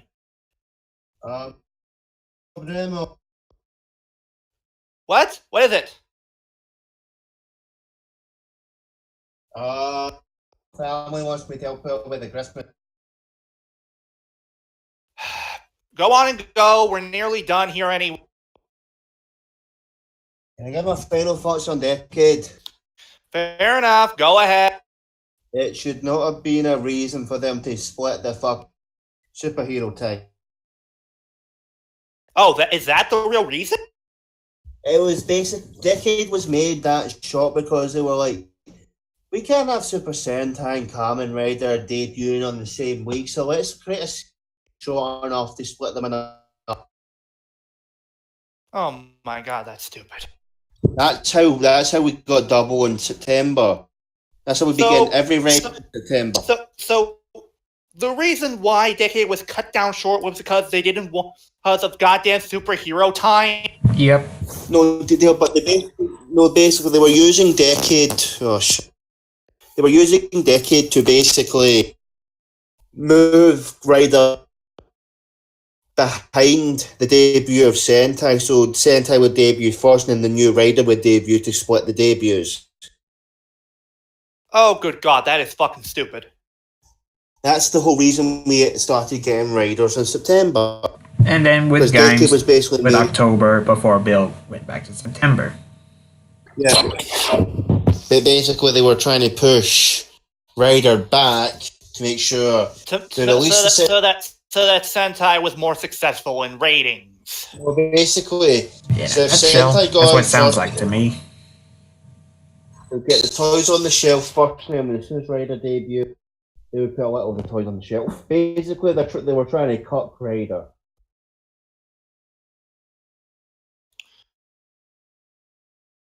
Hang on, I need to get a clip. Sentai gets the early debut, and then Rider's just like, oh, here's a new show halfway through. So there's two Sentais to every one Rider. Oh, good god, that's fucking dumb. Because look, we had Build had Q Ranger, Looper. Okay. I need to properly get a video clip to summarize my feelings about this. Yep, Geo will have Loopat and Rusoja. Next Kamen Rider will have Rusoja and whatever's after them. So on. So Sentai will always be in the spotlight.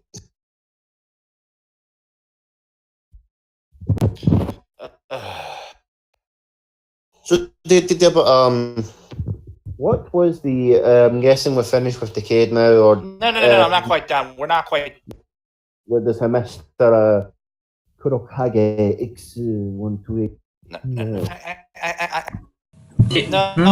What was that? I'm not done. I'm not done. Can we just let the man continue already, Kyoryu? Thank you. Yes, please. Because we don't need to drag this on any real longer. Quick, I need to give. Real quick. This is my thoughts on that whole thing you mentioned involving Sentai and Kamen Rider. Oh, Lenny! Oh god, he's got the bar. It's stupid! You're stupid! Stop being stupid! Thank you! Okay. Yeah, but who did you just say there? Lenny Patur. You do realize Freezer is a little... Then why the hell in the wiki does it say... Hey, both of them! What? What was that? It's common knowledge that Freezer was done by Little Karibo. Fine, right. Okay. Let me give my thoughts on Decade right. First of all, I like the characters of Natsumi. Tsukasa. I know that Natsumi is a little bit bland, but I feel there's more to her character than people give her credit for. Plus, come on, the laughing pressure point is just hilarious. Are you saying that genuinely, or because, or out of whatever Natsumi does with the laughing pressure point? I found the laughing crush point to be hilarious, and I honestly enjoy Natsumi as a character. I feel there's more to her than people give her credit for. And I love Tsukasa as a character as well. I love his smug attitude. And such. But more Also, Natsuki. I don't know what it is about girls in tight leather armor. yeah. But now real quick before I continue, we're aware of the fact that Tsukasa's story concluded in both Movie War 2010 and All Riders vs. Die Shocker. First of all, we've already done Movie War 2010, so go watch that riff. Secondly, All Riders versus Die Shocker. It's not canon. Yeah. We wish it was, but it's not.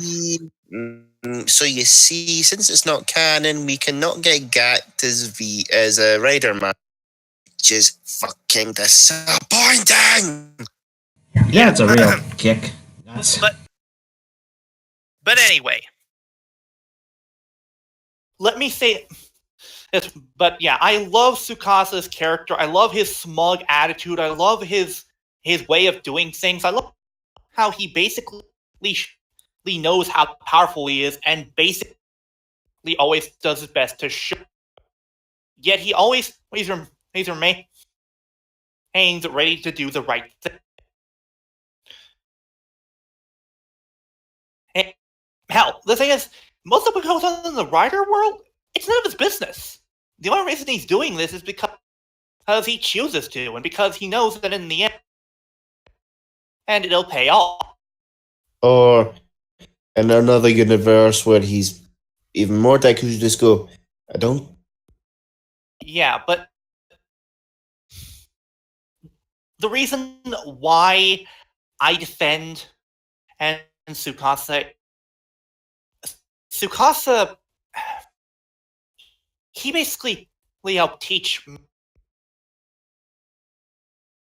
Growing up, I was always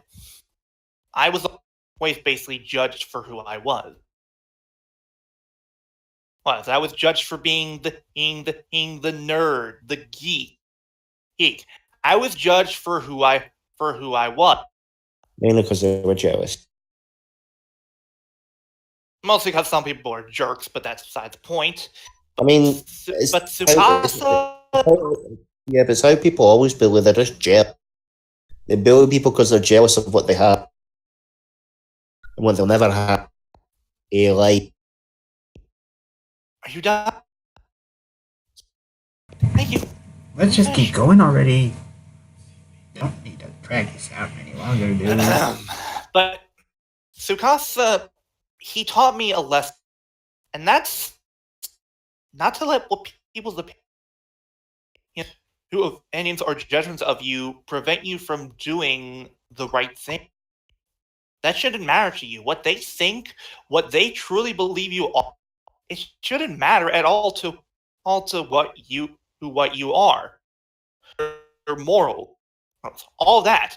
It shouldn't matter. You should do these things because it's the right thing to do. And that hit home for me. And it basically helped change my life. I owe Tsukasa for teaching me that it's a lesson all of us can learn from in a way to not let people's judgments that was prevent us from basically being who we are, being a good person, and doing the right thing. None of that should.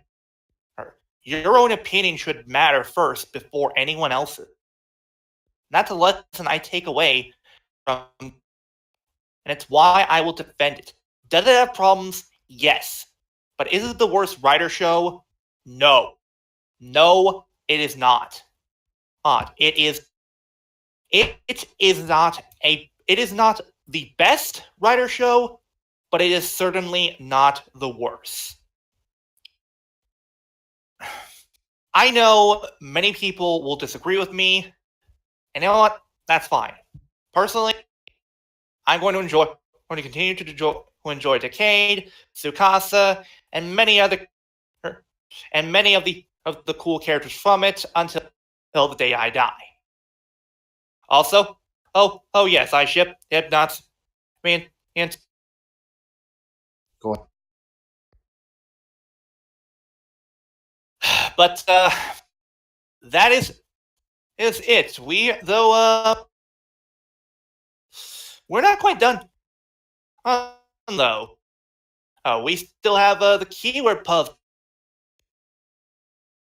I'm guessing you decided fuck it.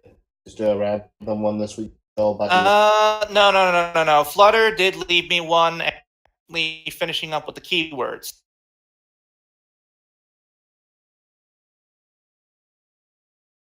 So who's gonna get the keyboard, man? Hang on, give me a sec.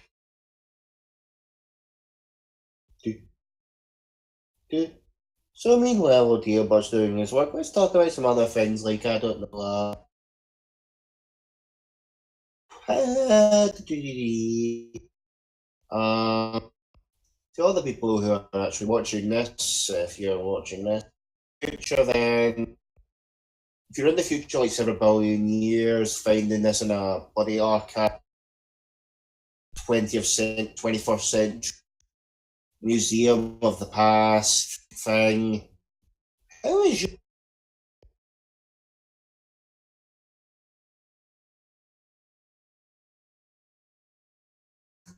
How was your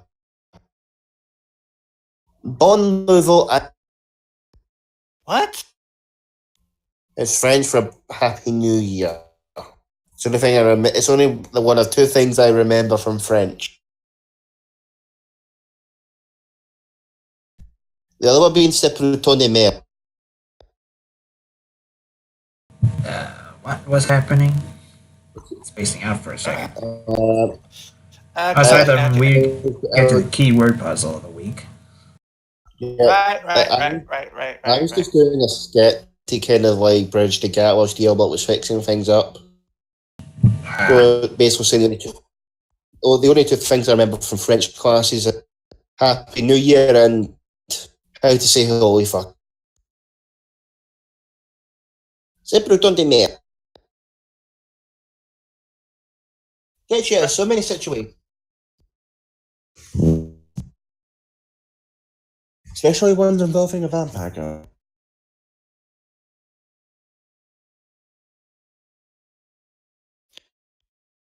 I'm currently. Dealbot. Yes. I got it. Let me get the music. Let me get the.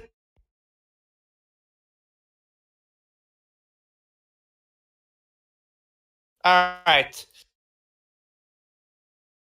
Thankfully, because the bot is working, we actually play the music proper. Now installed. Now then, let's do this.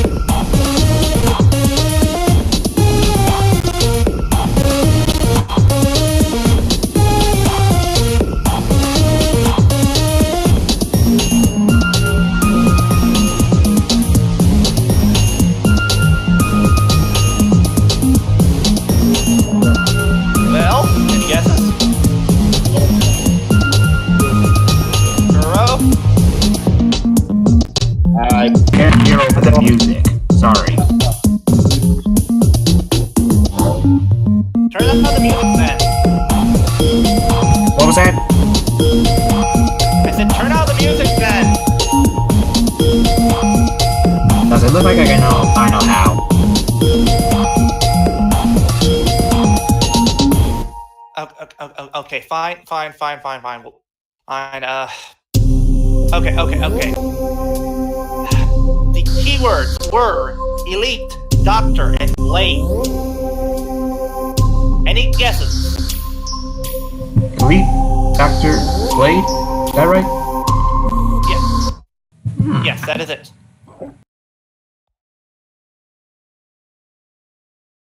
I got nothing so far on my head. Scotsman, any guess? Perito, Doctor, Blade. Immediately as soon as I hear Doctor, I should say that. Obvious. What did you say? Repeat that? Give me a minute, I'm going from my head, so it would be too obvious to. Oh, so that's why I smell. Oh, that's why I smell smoke. Also, deal about what?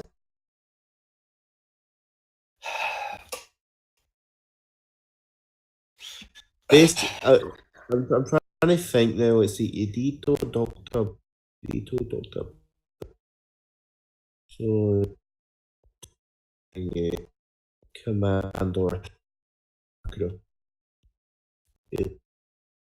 Standing. Doctor.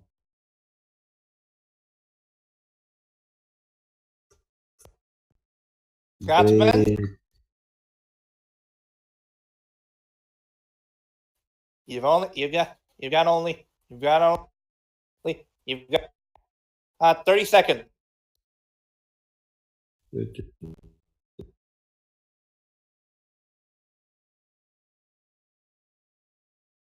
I'm trying to think of Flutter because he usually tends to go for things outside or things he's seen that nobody gets right to. 10, 9, 8, 7, 6, 5, 4, 3, 2. Scotsman, any guesses? One Flutter. I'm sorry, mate, but you've done it. Yeah, but I'm sorry, Kuro and Scotsman. You both have sadly we lost the game. I honestly couldn't get it. Plus, I was trying to make the keyword puzzle slide because I forgot. I wasn't told what the keywords were. Fine. But yeah, you both lost the game. What the?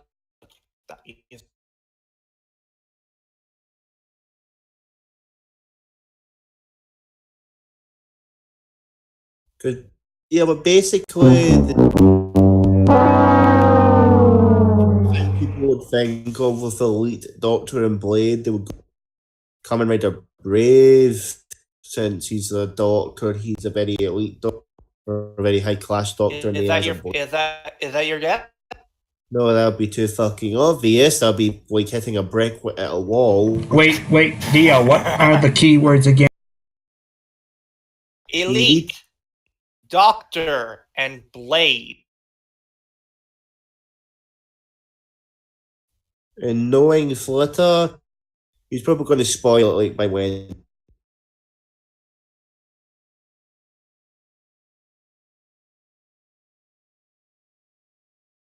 Also, could I haven't talked to you since Happy New Year. Thanks. I know it's 6 days into 2019, but we've already had some fun. Anyway, yeah. Do you have any guess? Any at all? The best guess I could think of, I guess, would be Brave, but pretty sure that's not it. Not Brave. Now,